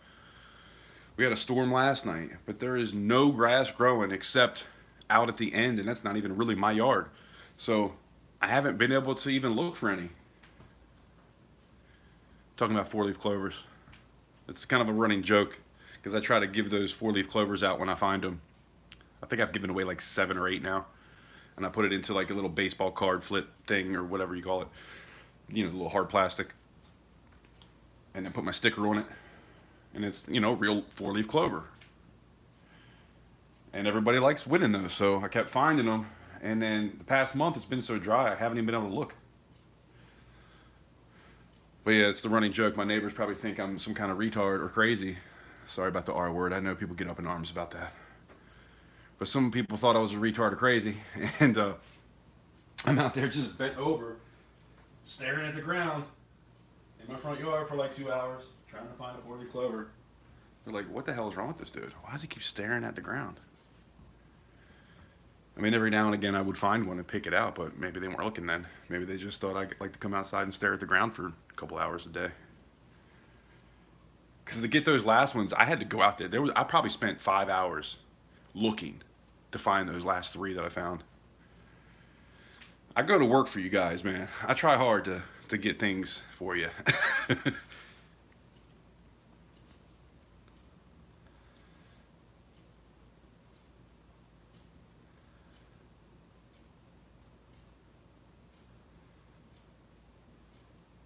That's a good lookout position. Yeah, man. They don't think you're looking for them. You just gotta look out the corner of your eye, like, what's going on over here? Just moseying on over here. Looking at the ground, nothing to see here. Doo-doo-doo.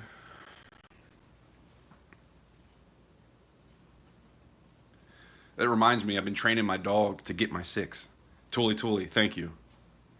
I haven't got it yet, if you're still here. I haven't got it yet, but I saw that video and I was like, man, I gotta get my dog to do that. So I don't know how you do it. I've been trying to get him close to me and then putting the treat in between my legs from behind. And he doesn't always realize what I'm trying to do. So he's like, so sometimes I'll kind of step over him a little bit and get him to sit there and be like, good boy, get him to stay. So I think he's going to get it, but he is a smart dog, but I saw you do that and I was like, yes.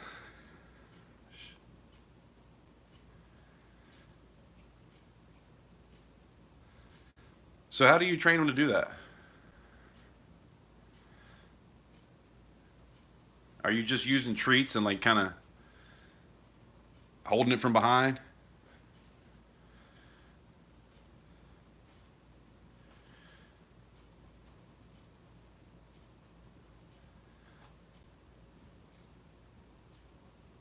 All right, SGT. I'm probably going to get off here soon anyway.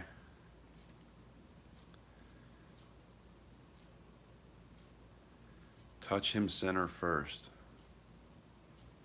That went right over my head. Touch him center first. Like touch him on his head? Center first? I'm confused.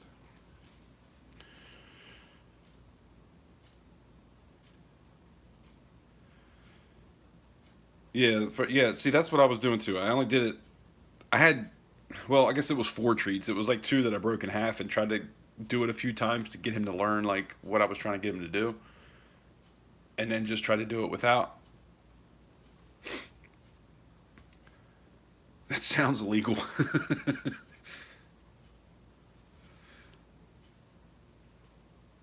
So you're trying to get, when you say get my 6, you're trying to get your dog to go in between your legs looking out your ass, like behind you, and letting you know if something's behind you, it starts to bark, right? Like if we were in the woods and I say get my 6, we're going to stand there until either I see something in front of me or he sees something behind me. But now I got to get him to, I don't want him to bark necessarily if he sees something. I want him to let me know. So I got to figure that out too. I hope that doesn't involve a nose in the ass, but I don't know. I haven't thought this through. But I do like the whole just getting him to be able to do it. Definitely something to use if the shit hits the fan.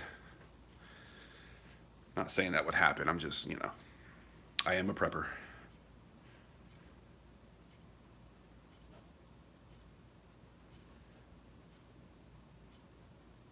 Teach him center, where he sits facing.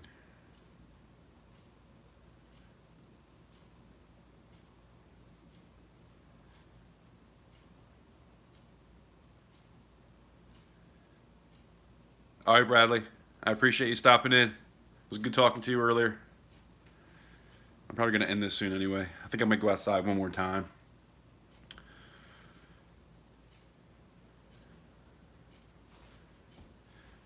I'm hanging out outside for a minute and I'm probably going to end this. So just so you guys do know, I still have that. That's the Praying Hands number 2. So that'll be in the next auction. I got 24 ounces right there of shot that I'm about to pour stuff with. I have this one. I think this is just under an ounce. That is 1.75, I believe. And then we got some poker chips. Most of these suck. This one is good. I gotta clean it up a little bit. And I think, no, that one sucks. See all that right there? I don't like it. Even this one has a couple little spots, but it's passable. I'm really anal about that, man. Like, I want these to be as good as possible, but it's really hard to get them perfect. Like, even if you see that over top the 3 9s, see there's a couple little spots there? It's so hard. But man, listen to this. 1.2 ounce each. I love it. But right now, that's the only good one. I got 4 more here sitting here, like, what the hell? And I don't want to melt them because they're so fun to play with. So I might have to do that, and then I'll get to that stuff eventually. And then I have the runes. So these will all be up for the next auction. I got a lot more to do. I'm going to be working hard tomorrow and all weekend, trying to get up at the butt crack of dawn and getting out there and really trying to make some magic happen, which I was going to do today. I woke up 4 o'clock this morning and was going to get out and do some stuff. And it just was one of those days where I couldn't really seem to get much done. And it being so damn hot. Shit, last time we came out here around this time, the damn phone overheated. I had to restart the whole thing.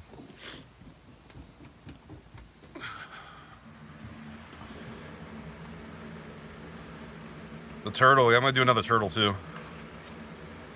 Waiting for the toner chips? Okay. Man, it might be forever before I get to those. These things are not easy to do. What number are you looking for with the toner chips, Tully? I'm not going to say I'm going to do it. I'm just asking. But maybe I'll have a prototype at the next auction. But that means I got to do 5 more of the regulars. And I'm going to have to probably do 10 to get 5. It's just one of those ones where I got to keep doing it till it's good enough, man. I don't know. I mean, I think you guys appreciate that. The fact that I don't just put anything. I really want it to be up to a certain standard. And I've put out some stuff that isn't perfect. Don't get me wrong. I've had pitting in a couple things, especially some of like the 3D pieces. You know, I'm not perfect, but I'm learning and I'm trying to show you guys the longer I do it, the better I can get, the more work I'm willing to put into it, stuff like that. But wait a few weeks. Well, I can do that. That's no problem. I just always, you see how you said that, and I'm like, all right, what can I do to make this work? Like I want you to be happy, and that's not just you, it's everybody. Everybody that stops by my auction, like I want them to be able to get something they want. That's why I always show you guys pieces that I can pour, but nobody ever is really like, I like that one. Pour that again. You know what I mean? I keep trying to do that, but it seems like I always get people talking about things that I don't have, which I got to get a little bit better at. I got to try to get some more things made. For me, when I pull stuff off the internet, I just have to find it. And if it's for free on the internet, I'll pull it off. I mean, even if I got to pay for it a couple dollars, it's really not that big a deal, but to get the file to print it. But I don't print very often. I have a 3D printer. It's not great. And like what Michael does is way better. But then there's like a whole trade aspect to that too. So the more I get him to do for me, the more I have to do for him kind of thing. And time, it's just not always there. I got to do some other stuff for a friend of his even, if he wants to do it. So yeah, it's tough. There's always, I guess it's better to be busy than not have anything to do, right? It's just so damn hot. It's not like I could just sit all day and pour, I think definitely what needs to happen is I got to get an electric furnace. because the electric furnace, you don't feel the heat from it like you do this thing. And when it's 90 degrees outside, 95 last week or the week before, and you got a furnace 2,000 degrees, and then you got moisture all over the place. It's just, there's so many different aspects to pouring that people don't even realize or think about, even with sand casting. Some might even say especially with sand casting, but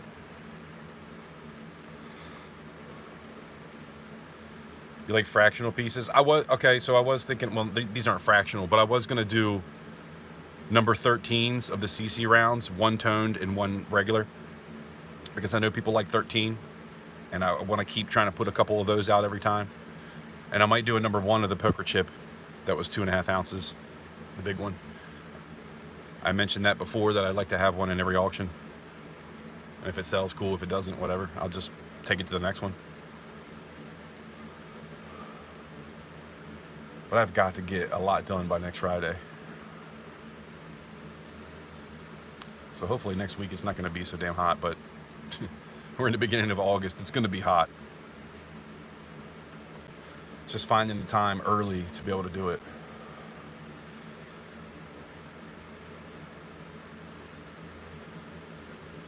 But I do have some I could do like, you know, what I haven't done is like a 1/2 ounce CC pour. I could try to do something like that maybe. I haven't put that out yet. And I should be able to knock a decent amount of those out pretty quick. And just make it... I'll make them like 0.56 just to make sure they're at least 1/2 ounce. So they'll be over 1/2 ounce. I could do that.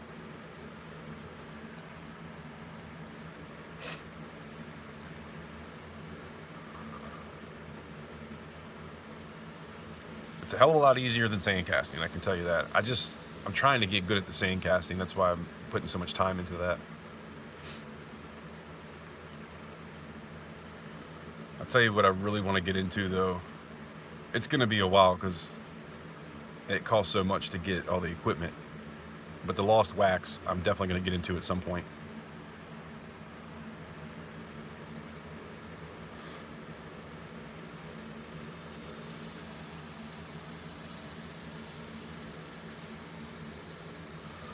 If anybody didn't hit the like button, it would be cool to get to 20.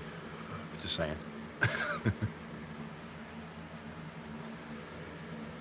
I told y'all about what happened. I was able to monetize to do super chats and merchandise and memberships. But like I said before, I don't know if I'm going to do that. But I had the option, right? And as soon as I had the option, they started pushing my live streams out. The last live stream I did on a Thursday was like 3,600 views. Like, that's crazy. And I think they want me to realize I'm missing out. Here, we'll push your stuff if you monetize, you know, kind of thing. And then as soon as I don't, they're like, we're done. That's what seems like it was what's happening today. I've been live for 138 minutes. I don't know what the total views are. I mean, people could be just coming in and saying, he's not doing anything and leaving. I get that too. But anyway, I'm thinking out loud.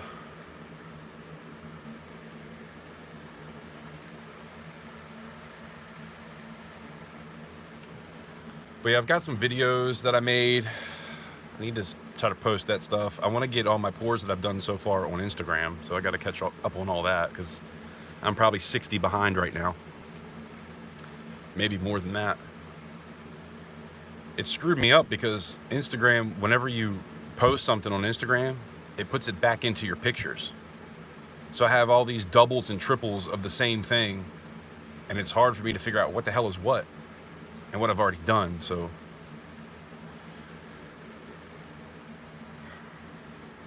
being dyslexic is a bitch because not only reading words and things like that's hard, but pictures and deciphering what's what is even kind of hard sometimes when you got a lot going on.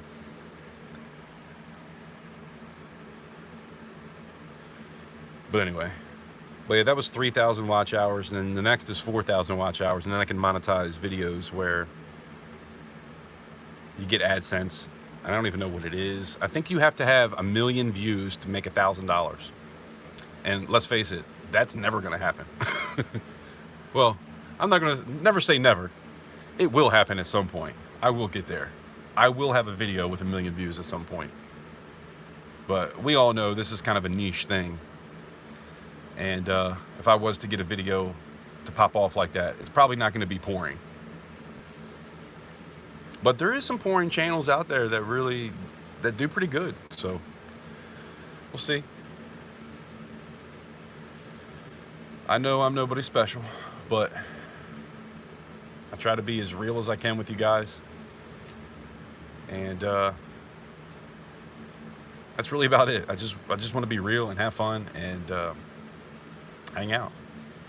That's kind of really what it's about for me.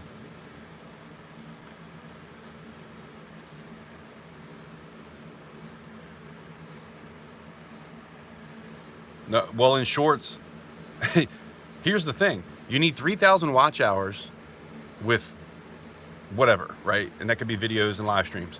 But shorts, you need 1 million or 3 million. 3 million views in shorts to get the same thing I just was able to get. So I probably should be posting more shorts. That is another thing I got to get to. I got to go back like a month and a half and try to post shorts from all the live streams, because there's definitely some cool things that I've done, and even like giveaways and things like that. You know, I want people to know when we hang out, sometimes we do giveaways. Stop by, you know, that definitely will help the channel. I also don't want to push that I'm always doing giveaways. You know, it's kind of a double-edged sword with that, because I'm trying to tone it down a little bit.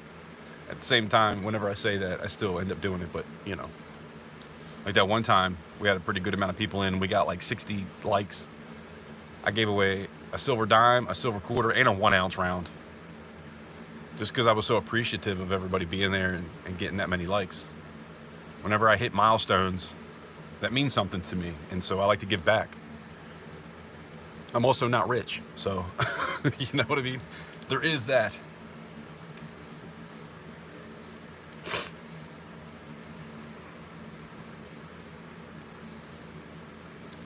$4K for non-short.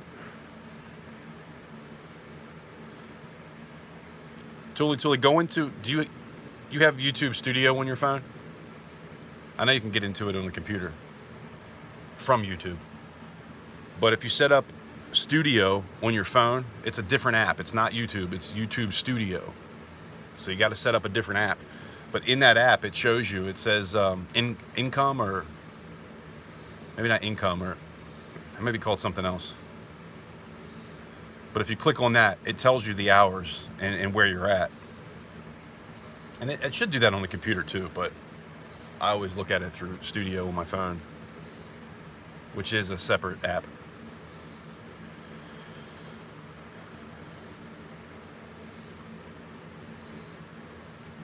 But yeah, it says 4,000 watch hours. So it says two things, right? It says 3,000 watch hours or 3 million views in shorts. And either one of those gets you eligible to monetize. Then there's another one that says 4,000 watch hours or 4 or 5 million views in shorts. I'm not even sure what the shorts is on that one. But there's two separate ones. And I've hit the first one. I think right now I'm at 3,200 and something, 250 maybe.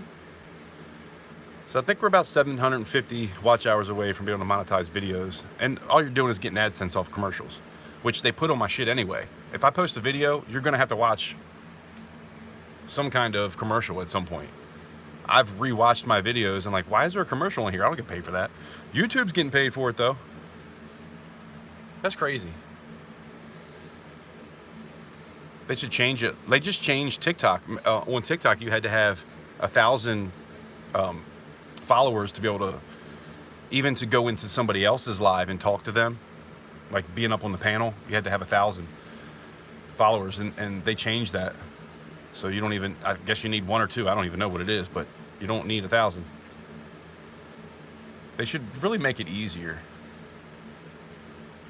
It's not like they're paying that much for somebody that's not doing anything. You know what I mean? If you only get 10 views, well, it's not like it's coming out of their pocket. Like, why not be there for everybody? Like, if I owned YouTube, that's what I would do. But obviously, that's not in my deck. Dale M, what's going on? Just shooting the shit. I'm about to end this in a minute. There's 5 of us here having a good time, and that's all that matters. Only thing I do like about studio is when you reply to comments. Yeah, that's what I was just talking about earlier. Get into the comments and see what you haven't seen yet.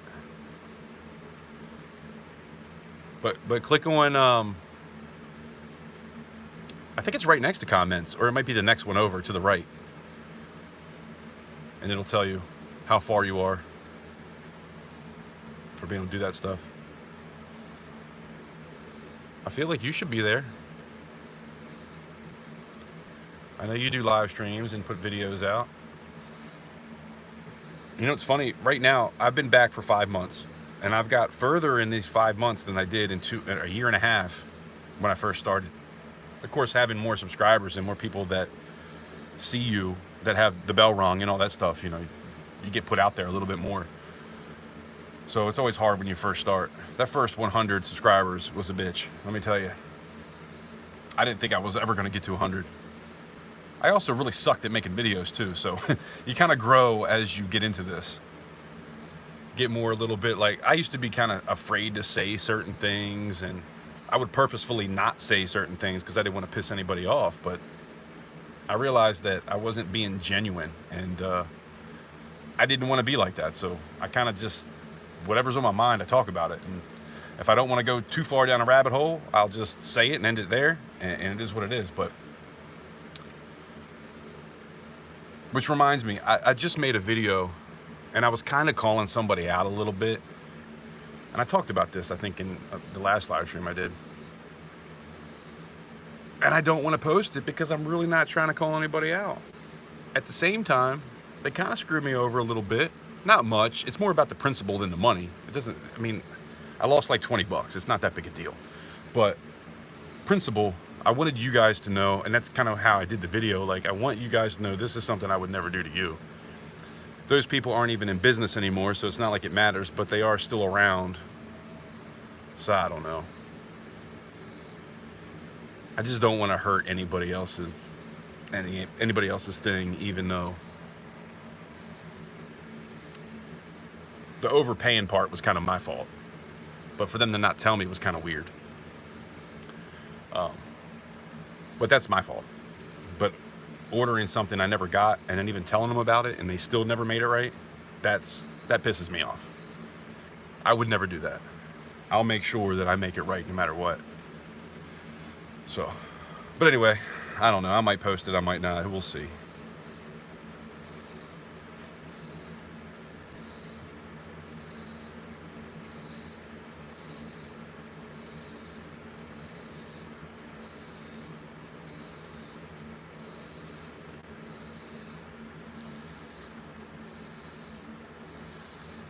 Uh-oh, we got Dale and Dale in the house. Damn, only 6 of us and 2 of us are named Dale. You don't see that every day. I used to work at a place where 2 other people had my name.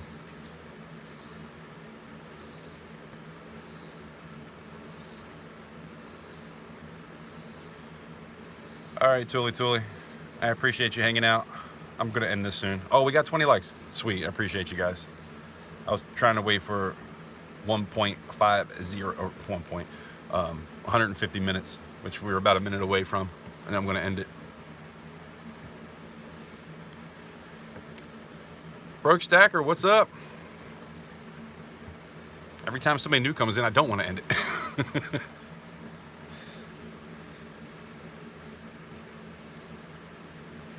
Just the deer would have more views. Yeah, I hear that. I did a live one day with some deer sitting out here, and that will happen again. I've got a lot of video of deer and squirrels and just all kinds of animals. I told y'all a story a while back. I totally forgot about this. So I went fishing. I took my daughter fishing during the solar eclipse. I don't know if you guys were here for that, but I took her fishing, right? Same place I took her fishing 7 years before when we had another solar eclipse. She was young. And so I wanted to go back to the same place. I have my welder's helmet. She has her little glasses she got from school or whatever. And we go there and it gets dark. It gets cold as shit too. It got cold when the sun went behind the moon. But there's an osprey flying around, right? And I'm like trying not to cast out because I don't want it to try to get my lure because I was bass fishing. And I was always cognizant of where it was. And I go in the back corner and I see a goose that's sitting on some eggs or some hatchlings. I don't even know, but I could tell it didn't want me to be there, right? And I even told my daughter right before this happened, like, that goose either has babies under it or eggs. So I cast out kind of, because it's kind of like a little, it's like a little kind of like U thing, right? And then the big pond's like out here, and there's like this little spot in where there's a little river that comes in. And I caught a 5-pounder up in that corner before. So the goose is over here. I'm casting out like up in here. As soon as I cast, that osprey goes right down in between the lure and me and got caught up in my line. And I was like, you gotta be shitting me right now. I was just thinking about this not happening, and it happened anyway. Well, as I'm thinking that, the goose is like, what the fuck's going on? And comes over and is trying to get to the damn osprey to attack it because it feels like it's, being invaded. So I'm yelling at the damn goose, like, get out of here, but I'm reeling in an osprey because it's caught in my freaking line and I got to get it undone, right? So I get the osprey all the way up. I grab its wing, I grab it by the neck, and I'm trying to get my daughter, and ospreys have really big talons. I don't know if anybody knows this. So the whole time I'm like about to piss myself because I really don't want a talon in my arm. So I'm holding one wing, I'm holding its neck, and I'm trying to get my daughter to undo it. Well, finally I told her, just break the line, break the lure off. It was a buzzbait. Break it off. So we broke it off, got it kind of undone as best I could, and let it fly away. But that goose followed the whole time. I'm reeling this freaking osprey in, and it's on its back, just kind of wings in the air, on its back. I wasn't drowning it or anything, but this goose is trying to come over and attack it the whole time, and I'm yelling, get out, get back, because I felt bad because it's caught in my line. But that sucker ended up, it did get its talon in my arm. Just a little scratch though. It just kind of stuck in and pulled right out. Like, I thought I was kind of messed up for a minute there, but once I looked at it, I was good. But anyway, we left right after that because I wanted to clean it. Dirty ass things. Who knows? I actually got the whole reason I brought that up is because I got a video of it before that happened, fishing, and it dove down into the water, and I think it got a fish. It might have missed. I don't remember if it got a fish or not, but I did get a good video of it diving into the water. But the funniest part about that is when we were there years ago, maybe it's the eclipse, I don't know. I think this was a different time though. It was around the same time, but a different time we went. And I was fishing with like bass lures, but I also had a worm with a hook because that's what she likes to do, catching bluegills. And I had that sitting next to me, and this duck comes over and grabs the damn hook as I'm fishing with a whole nother rod. And I'm like, shit. So I grab that rod. It's trying to take off. It's stuck in its beak. So I'm like, I had to grab the damn duck by the neck and get the damn hook out of its beak. 2 times I went there to fish, didn't catch a fish, but caught 2 separate birds. How many people have a story like that? I'm pretty sure in this room, I'm the only one. 2 separate times I went to this damn pond and caught a bird. Like, what are the odds of that? And actually in that duck, I had to cut the line because it was so stuck. It had a barb and it was so stuck in its beak, I couldn't really get it out. So I just cut the line off right at the hook. And then later on, like 2 hours later, it came walking by and it had a little hole instead of, it actually got it out itself. So I felt good about that. But man, 2 separate birds I had to grab by. Now, don't get me wrong. I'd rather grab something by the neck that has a beak with flippers than freaking talons. So the first time was a little bit easier, but that's the only reason I tried to grab that osprey, is because I knew I had a little bit of experience with the duck. Keep in mind too, these ducks, I took my daughter there when she was like probably 4 or 5. And these ducks are so nice. Like, they'll come up to you and you can feed them if you want. You can also pick them up, and they're just cool. They're like, oh, you picked me up. Whatever. This happens all the time. So I got a picture of me holding a duck. I got a picture of her holding a duck. And then it was after that when we got one with the hook. But anyway, I digress. I'm sitting here talking about dumb shit. It's funny though. I'm sure that hasn't happened to a lot of people. Just waking up. I didn't broke stacker. I didn't pour anything. It's so damn hot today. I made 24 ounces a shot yesterday with a couple different things, mostly rounds. I had some of those SMI rounds, and nobody likes those because it's got that feature on the back where you can like light it up and it glows or something. So I took a wire wheel to that and scratched all that off real good and tried to clean it up to make sure that it wouldn't be in the silver, which it probably wouldn't have anyway. I'm sure that would have burnt off, but I just went extra with it. So for 19 rounds, I sat and cleaned that whole little circle off till it was down to silver. It doesn't take long, but melted 19 of those down. I had a 3-ounce sprue and then 2 1-ounce pieces that didn't turn out great. So I melted them back down and made some shot yesterday. And then today, by the time I was ready to go, it was so freaking hot. I just didn't want to miss a day, so I went live anyway. So I just been shooting the shit. You really didn't miss much, other than some great conversation. I think there's been definitely some great conversation tonight. Animals are great, yeah. Ospreys are always screeching. Yeah, no, I didn't really hear them screeching,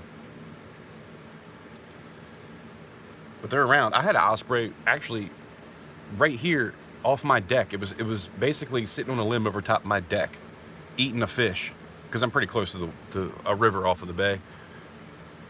And it was just sitting there in the tree, just eating a fish. I'm like, that's not something you see every day.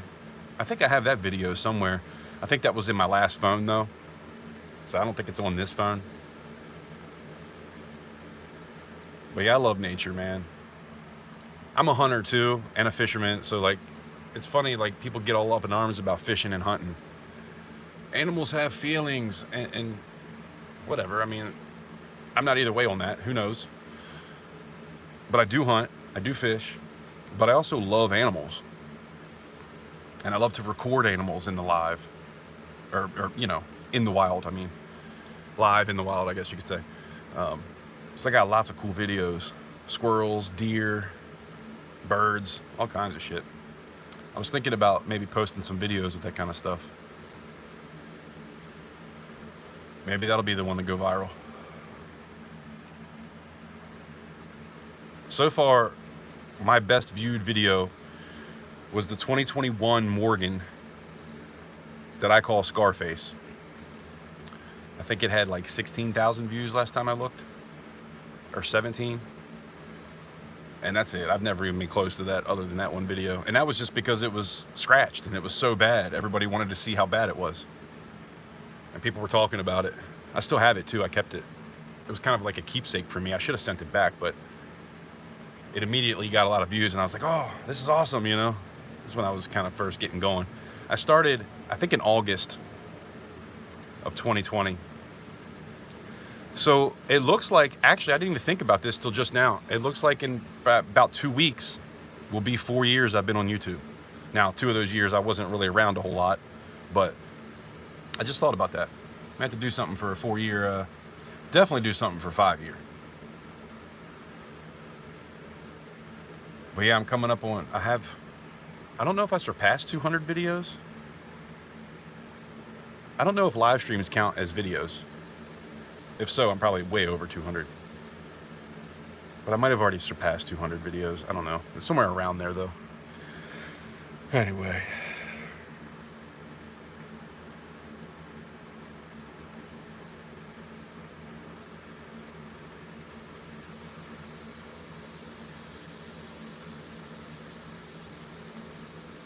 So you're gonna start getting in broke stack, or you're gonna start getting into some silver pouring? What kind of rounds did you get? Silver or copper?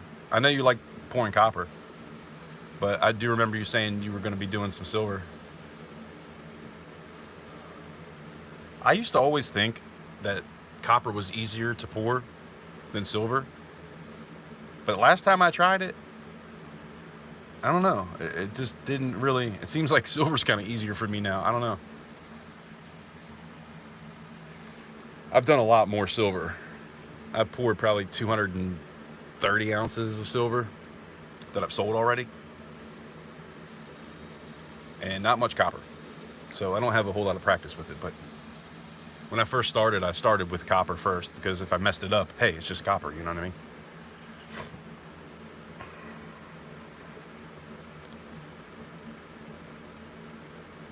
I appreciate that, Broke Stacker. Yeah, it should be, I think it was like the 19th or the 20th or somewhere around there in August when I started in 2020. It was called My First Order in Stacking. And then I proceeded to do 11 after that. So there's a playlist of my first 12 videos that were exactly what I bought and what I paid for it. I don't suggest watching it because it's a tough watch. But, you know, I was a little shy back then, I guess you could say. But yeah, that was that was the beginning of 2019 and the end of 2018. No, beginning of 2020 and the end of 2019 when I bought that stuff. So I'd had it for a few months and then decided I wanted to make a YouTube channel because we were stuck in a pandemic. I lost my career of over 21 years and I'm like, man, what am I gonna do? I'm just sitting home. I didn't want to go find something else because who knows, everybody I think was kind of freaked out back then.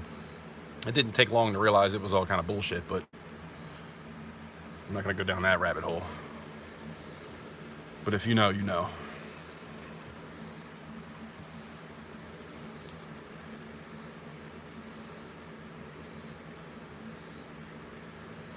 Cringe. That's exactly what I was thinking. Those first videos, I'd say the first 50 videos are pretty cringe. Shit, they're probably cringe now. Let's be honest. I just got some loyal people that stop by for me, and I do appreciate you guys.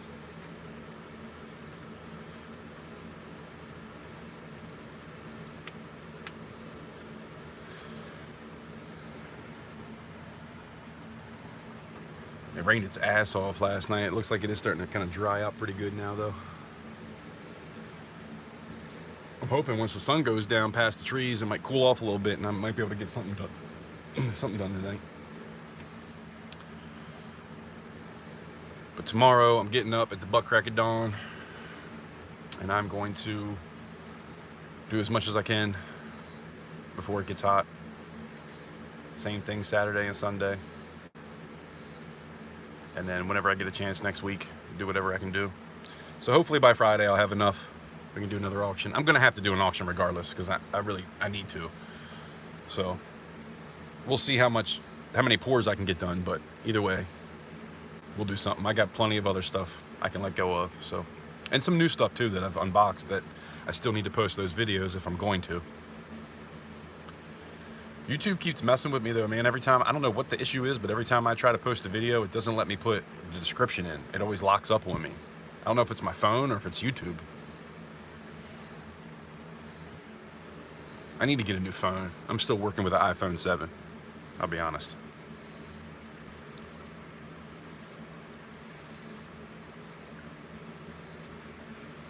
I appreciate that, Broke Stacker. You're gonna do your first Duff Clay pour? Just remember, when you're using Duff Clay, it is hard. I think it's probably the hardest thing to use when it comes to trying to press something down into it. So when you first start out, do yourself a favor and find something flat on one side so that you can stick the piece down and then put the flask over it, put your sand in, and then flip it over, and then, you know what I mean? Try something like that first, because if you're gonna take something thick and try to press it halfway down into the sand, it's gonna be tough. Duff Clay compacts very hard. It's way harder than Petrobond. But the detail tends to be better, and that's why.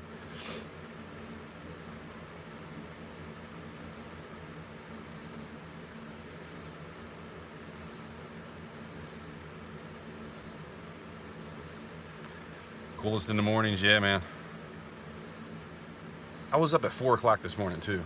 I should have came out at 4. Got started in the dark. It's nice and cool out. It rained, last night. Shoulda, coulda, woulda.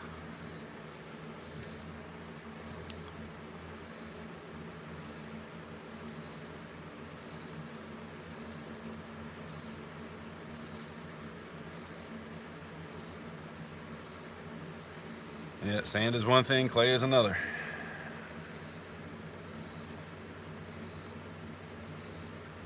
Yeah, the Duff clay is a little more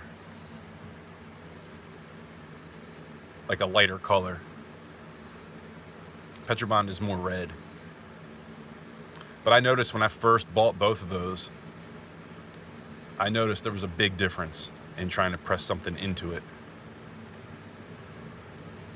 But also think about this. If you do want to press something down, think about, it depends on how big your flask is, but think about putting something down.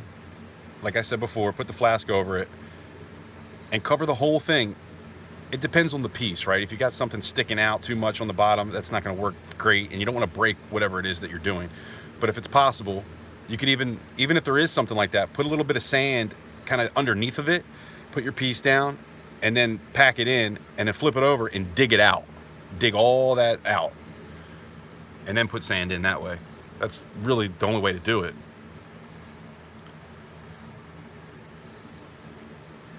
I need to get some more Petrobond, some new Petrobond, and see what that's like with some fresh oil. Because that stuff I bought was from like about 3 years ago now. And I do have some that's in a bag that should be fresh, but it's also 3 years old. And there is a little bit of a hole in the bag, I realized. So I should probably order some more. But we're definitely gonna have to do an auction before I can do that.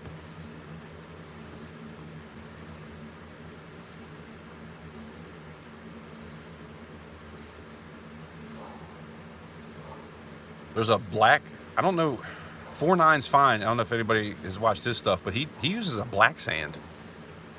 I don't know what that is, but that looks like it might be the easiest thing to work with when it comes to pressing down into. But I've never tried it. I don't know how great the detail is,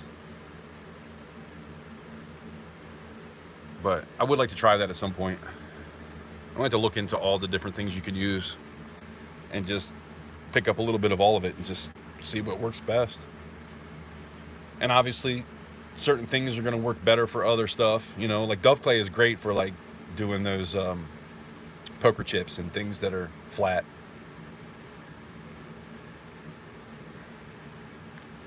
And it really just has to be flat on one side. The other side can be fine, but you have to start with the flat side. That way, like I said, you can put the sand over it to begin with, and then flip it over, and then whatever's popped up from that.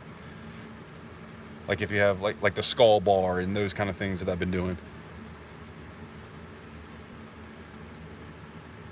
The hard part is when you have detail on both sides. That's when it becomes kind of a pain in the ass.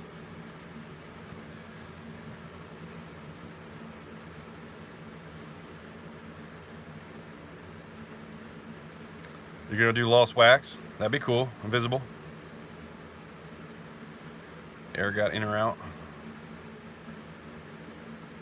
Amazon. Black sand is, then the elders will be mad at you for the YouTube.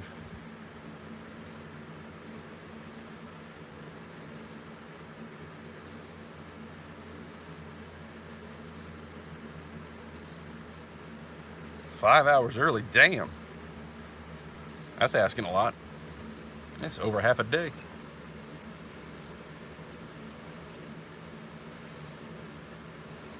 Damn, now you gotta go in even earlier?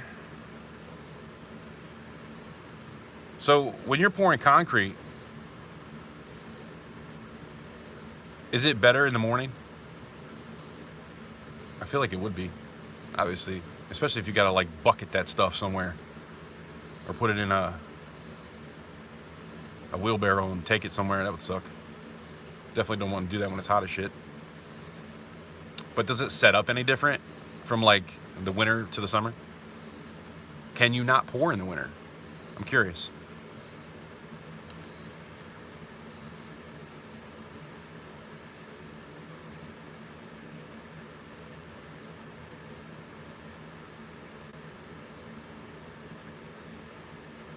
Just live there whilst you show the secrets of the temple.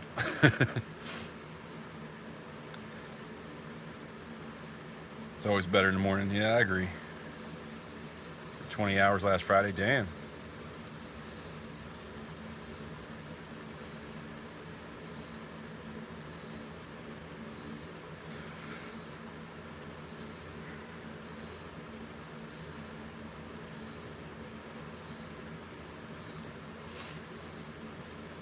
Yeah, I can imagine if everything's freezing, it's got to suck to try to pour concrete.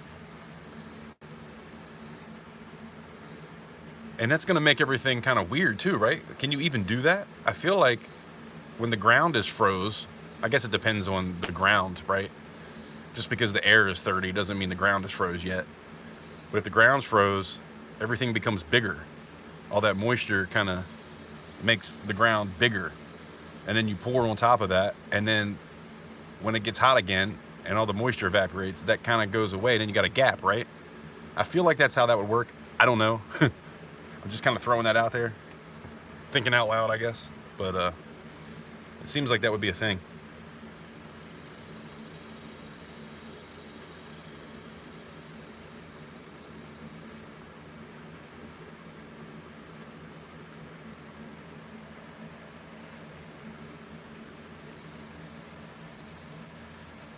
Oh, man. I think I'm going to be hitting the sack early tonight. Make sure I can get up. I have a hard time sleeping at night, man. Even when I go to bed early, I always wake up in the middle of the night and I can't sleep for hours. I have insomnia pretty bad, it seems like. Man, I was sleeping good for a couple years, man. I really didn't deal with that very much, but the past couple years, I've been dealing with it a lot.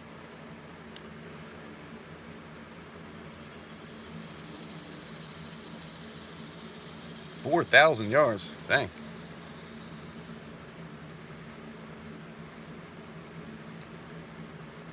$400,000. What is it, a warehouse or something? Like the floor of a warehouse?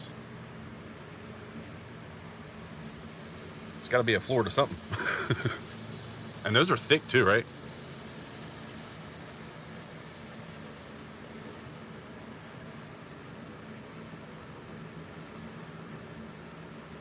A lot of cements.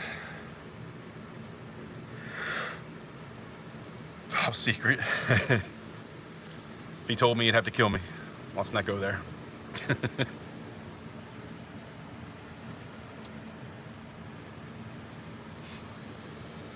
Let me guess, it's 7 stories underground.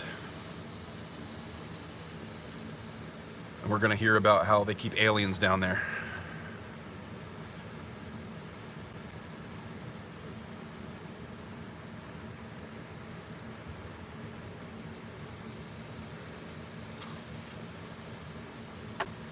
Man.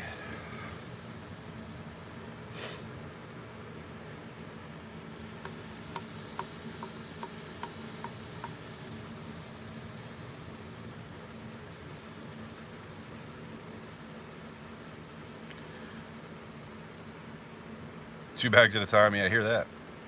I got 4 bags sitting right here that I need to do. But I bought them last year and I'm wondering, like, I mean, they've been in my shed, so it shouldn't have moisture in there, but I have a couple bags that I bought years ago and I had them in another spot, but they're all real hard now. And I wanted to ask you, the Quikrete stuff, I don't know if it's Quikrete or if you can use any concrete, but you know how people will put the powder down and then just spray it with a hose?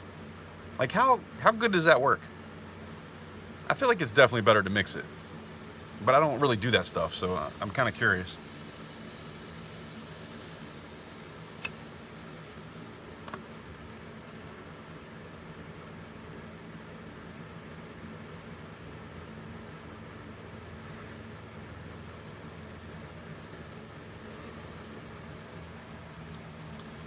100-foot deep hole. You have to pour that whole thing, or is it just the bottom is 100 feet down? Never mind. I don't want to ask too much. Don't tell me if the government's going to show up. I don't want to know.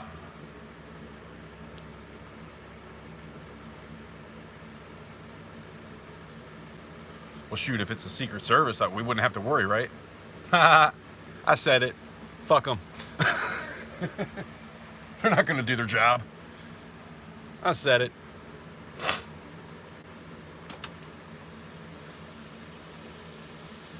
Not that the Secret Service have anything to do with it. I'm just being stupid.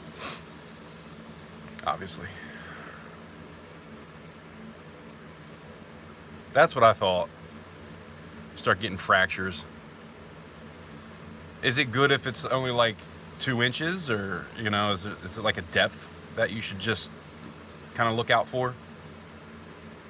Because I need to do something, but I'm going to probably dig it in the ground a little bit. I have a patio that I made, but one side of the patio is kind of up from the ground. I had to build it up with sand. And I have a 2x4 going there right now to hold everything in, but I want to take that 2x4 out and put concrete there so it holds all the squares in, right? It's like 12 foot of, 1 foot squares. But I also want to put fence posts in, so I was going to dig the fence post holes on the edge there about the same place where the edge of the patio is. So I have 2 holes on that side, possibly 3. So, but I want to do the whole thing at once. So, right, I'll put the 4x4s down, have the holes going like 2-3 foot in the ground, whatever. I got to look it up. 2 foot's probably fine. It's just a fence, but like a little privacy fence around my patio. But I was gonna make it all attached, right? So you got a pole, and then the whole side of the patio is gonna be concreted too, and it'll all be done at one time. I feel like that'd be the strongest thing to do, to kind of hold everything into place.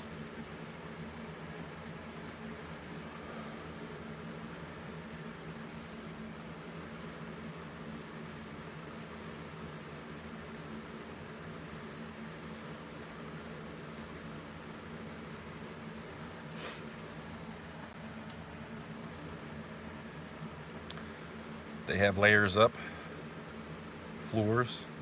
Everyone gets their floor.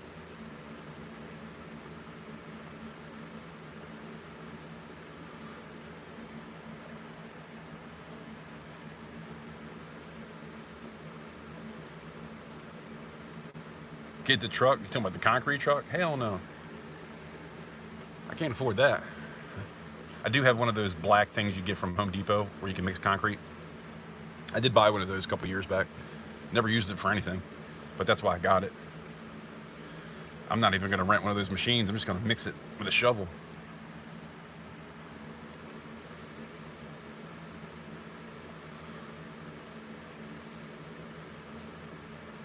It's not really a slab. It's only going to be like a 4-inch, well, probably 6-inch. So it's going to go through, and then it's going to go deeper where the poles are, and then another, and then deeper where the pole is.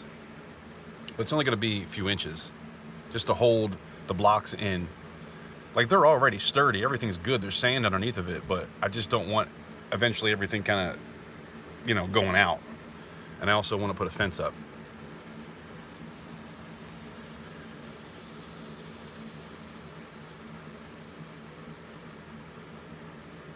Yeah, it's probably not that expensive to rent one of those mixers. I had to rent a post hole digger one time. And that's another thing I was thinking about too, is it is so hard to dig around here. It's straight clay. Like, there's about 4 inches of dirt and then clay. And I remember I had this big ass bit. It was like, it had to have been at least 12 inches. Might have been bigger than that. I think it was maybe 10, 12 inches. A bit that was on a post hole digger that you would pull behind your truck so you can maneuver it to where you want. I remember having to sit on top of the damn thing to get it to actually drill through the clay. I'm so close to the water. It's tough digging around here with a post hole digger, just like by hand. which I got one of those too, but that's why I'm thinking, man, I don't know how far I'm going to be able to get down in there. I did one by hand, but I had to do 6. So I went and rented a machine, and it was still a pain in the ass.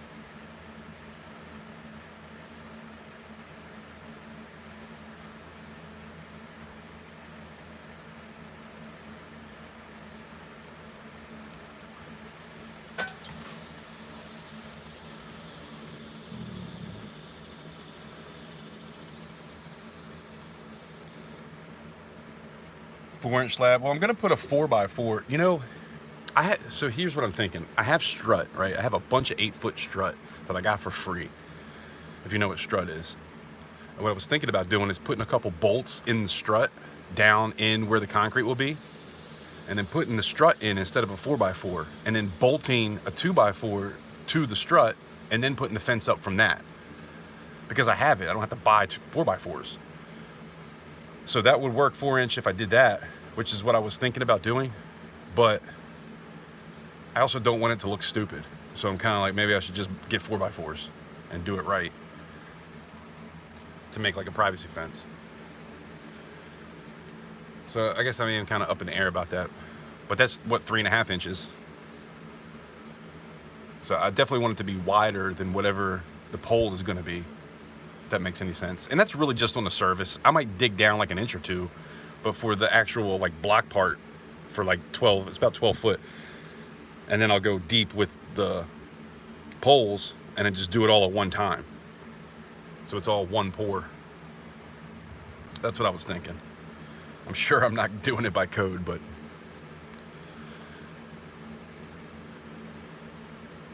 there's a lot of shit done around here not to code. And I don't mean just me. I'm just saying, like, there's a lot of stuff in this neighborhood. It's funny too. So obviously there's woods out here, but on the other side, I used to live totally in the woods. Well, they put a road in on the front side of my house. So there's a road over there, and it's a neighborhood, right? Houses on both sides of the road, and the back of their house is my road. Their backyard goes to my private road. But somebody on that street over, like one house down, they got a couple of goats, and their yard is like just a regular yard. It's not big at all. They got chickens and goats and all kinds of stuff over there, and every now and again you hear or whatever a goat makes. I think that sounded more like a sheep, but you know, you get the point.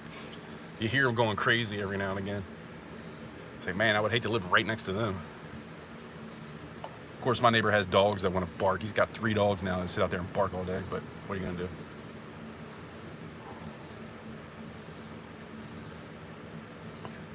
I think they're barking now.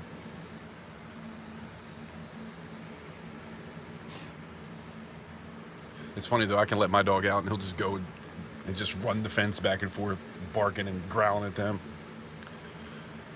It's like, come on, dude. Let's not be a douche. I should fence it off and just let him sit out there and bark at them like their dogs sit and bark at me.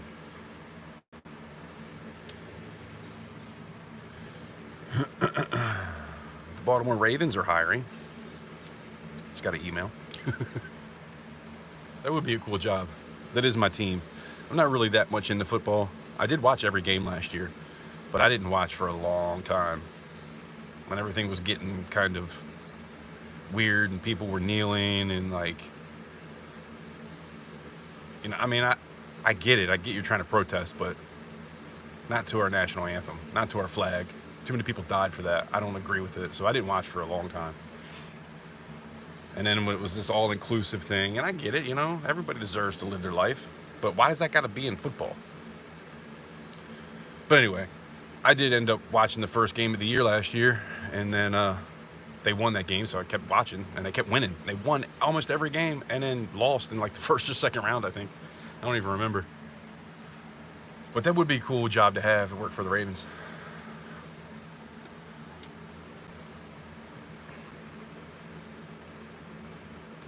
Cement will last 30 years.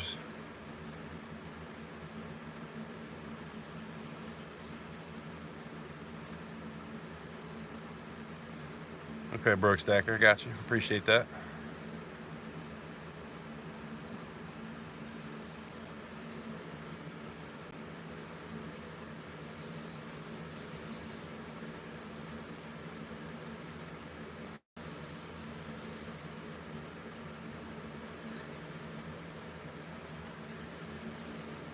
Yeah, so the strut is, I don't even have any out here.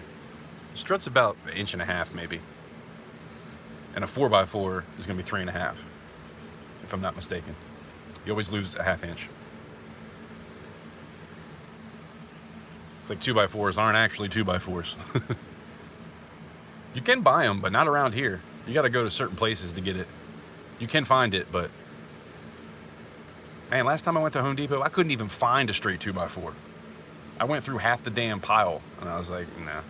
Let me go to Lowe's and see what they got.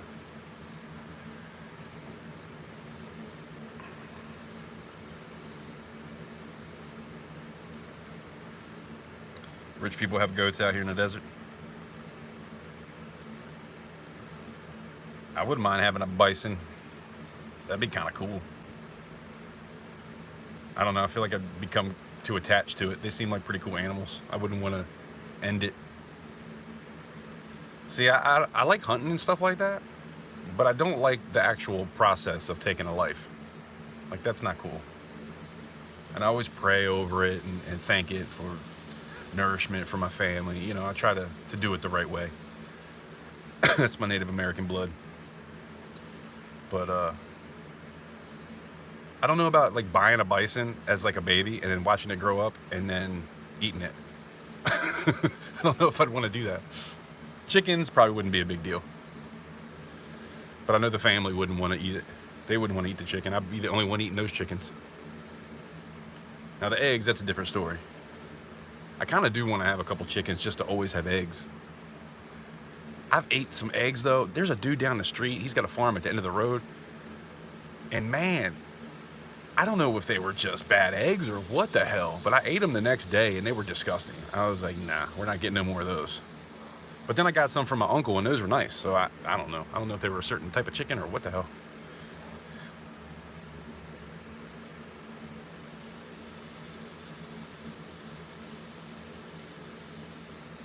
Five quarter inches. 5/4 is 5/4 is like 5/4 board, like for decking. Like when you do a deck, 5/4 board is what you put down.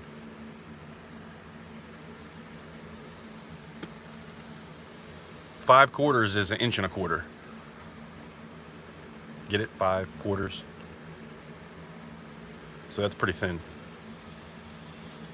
It's almost like 5/4 by 6 inch, like for decks. That's what we use around here.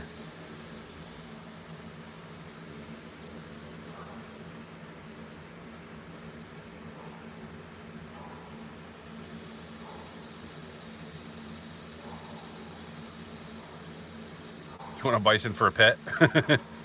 It's a big ass pet. I think I seen a video one time of this dude that had a bison that came into his house. And we just come in and like eat dinner with him and shit.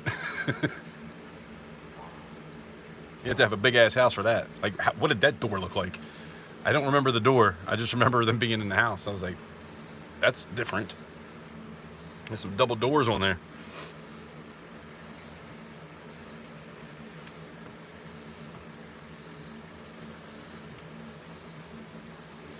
I wouldn't mind buying a half a cow. Or even like a quarter of a cow and splitting it up with somebody. I mean, that's why I like to take at least 1 to 3 deer every year. Because that lasts me a long time. I only took 1 last year and I still got some. But we just, haven't been eating it.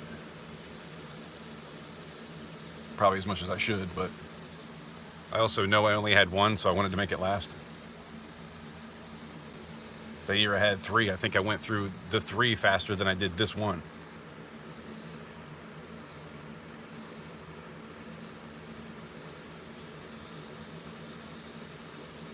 No, yeah, 4 isn't 4. 4 is 3.5.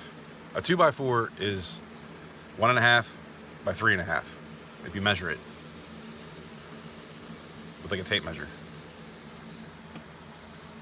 But a 4x4, I think, is 3.5 all the way around, if I'm not mistaken. Could be wrong about that, but I don't think it's a real 4x4. It might be, though. Who knows? I can't remember last time I measured a 4x4.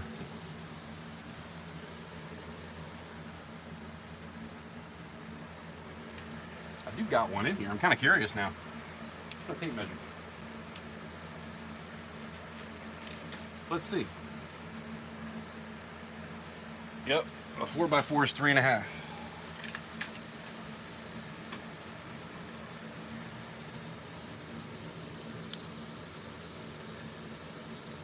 Did you get any water in the river yet?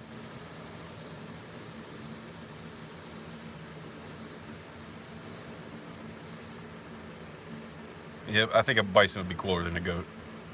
I won't lie. Goats are cool though, because you can like set up little things from the climb on. I think that's more fun, like as a pet. A bison isn't gonna climb on shit. It's just gonna kind of hang out and be there. So I feel like if it's for pet purposes, to have something to look at and to feed and just feel like you're doing something, you know, I think a goat would be more fun. And then the son of a bitch will eat anything too, right? What does a bison eat? Grass? Hay? That's probably about it. I don't know. I wish we had bison around here. That'd be cool. Probably used to 100, 200 years ago. I think they're more like in the north though, right? It's probably too hot down here for them.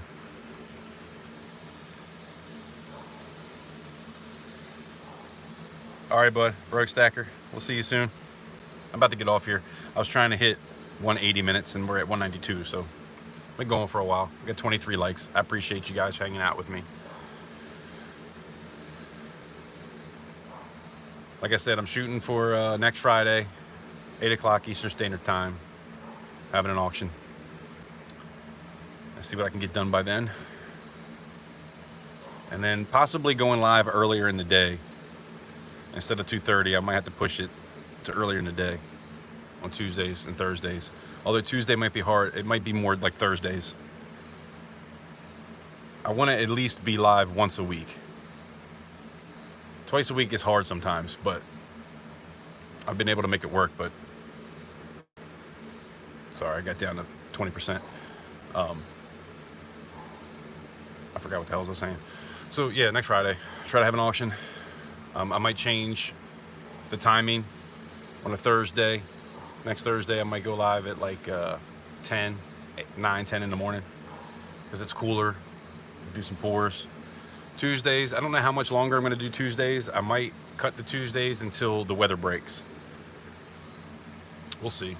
Or Tuesday or Thursday. We'll just see what happens, what the weather's doing, because if it rains, I can't really do a whole lot. So play it by ear, I guess. But like always, I appreciate you guys hanging out with me. Didn't really do a whole lot today, but run my mouth. And there's still 5 of you here, so I appreciate that. What else? What else? Man, this new dog they got is a fucking asshole. It's always something with these people.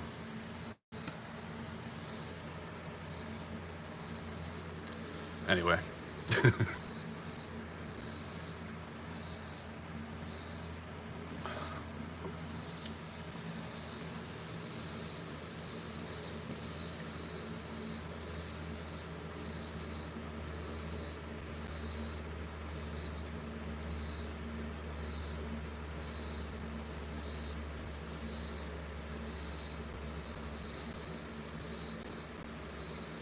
Bison are nice.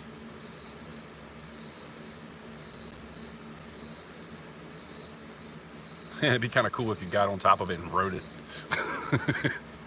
He's riding it like a horse. Yeah, that's my bison. What's up? Bison, bitch.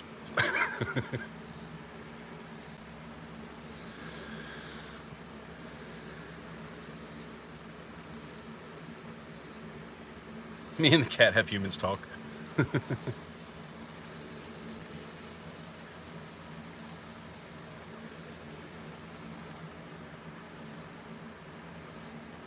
I'm telling you, sometimes I think cats are aliens. What if cats are aliens here to spy on us? Like everything they see goes up to the aliens and they're learning everything through cats. Let's make a movie.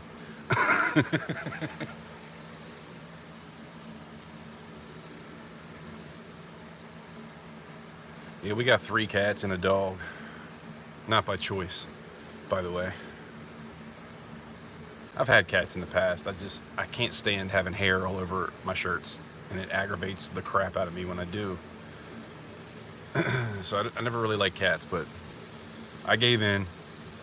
And then I gave in to a big ass dog. I mean, he's not a big ass dog, but he is a chocolate lab mixed with a Springer Spaniel, but he looks like a chocolate lab. Beautiful dog though, very smart. Trying to train him to get my 6, like Toolie was doing. But he fetches, man. I can throw a stick for him and he'll run all day for it. So I got to be careful when it's hot too. Like I only throw it a few times because I don't want him, like, dogs, they'll get like too hot and then try to drink a bunch of water real quick and then kind of mess themselves up. And I'm not trying to do CPR on my dog, you know what I mean? So I try not to run him too hard, but I do want to train him a little bit. I want him to be able to go fetch birds. Like if I go goose hunting or duck hunting, I want him to be able to jump out into the river, get the bird and bring it back. But I got a long way to go with that. But anyway, I got to get off here. It's been 196 minutes. Oh, 197.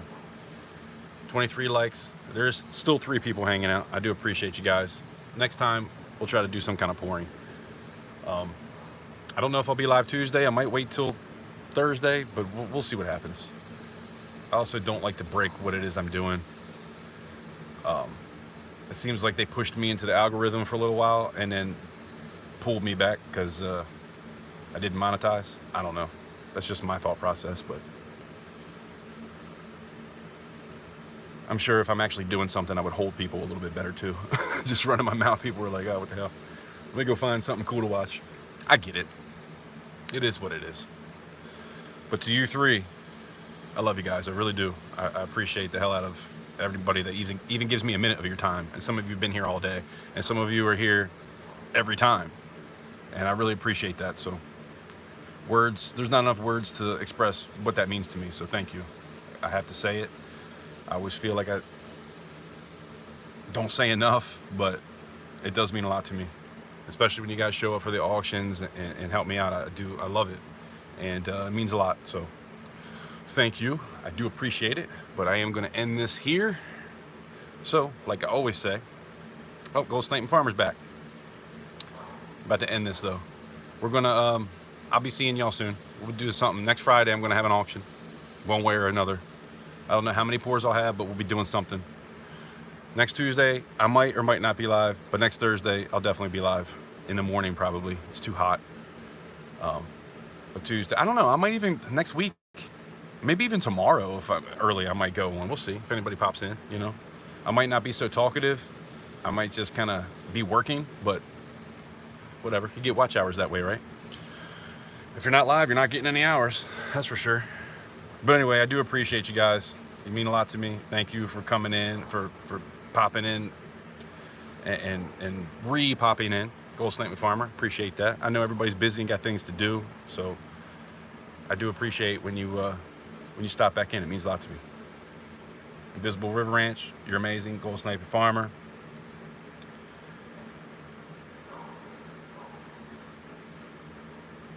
Broke Stacker, I think he left. There's only 3 of us here. If you're here, say hello. I don't want to miss anybody.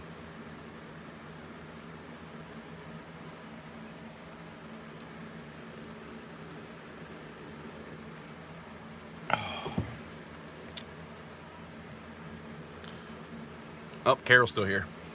Carol's always here. I appreciate you. You know I love you, Carol.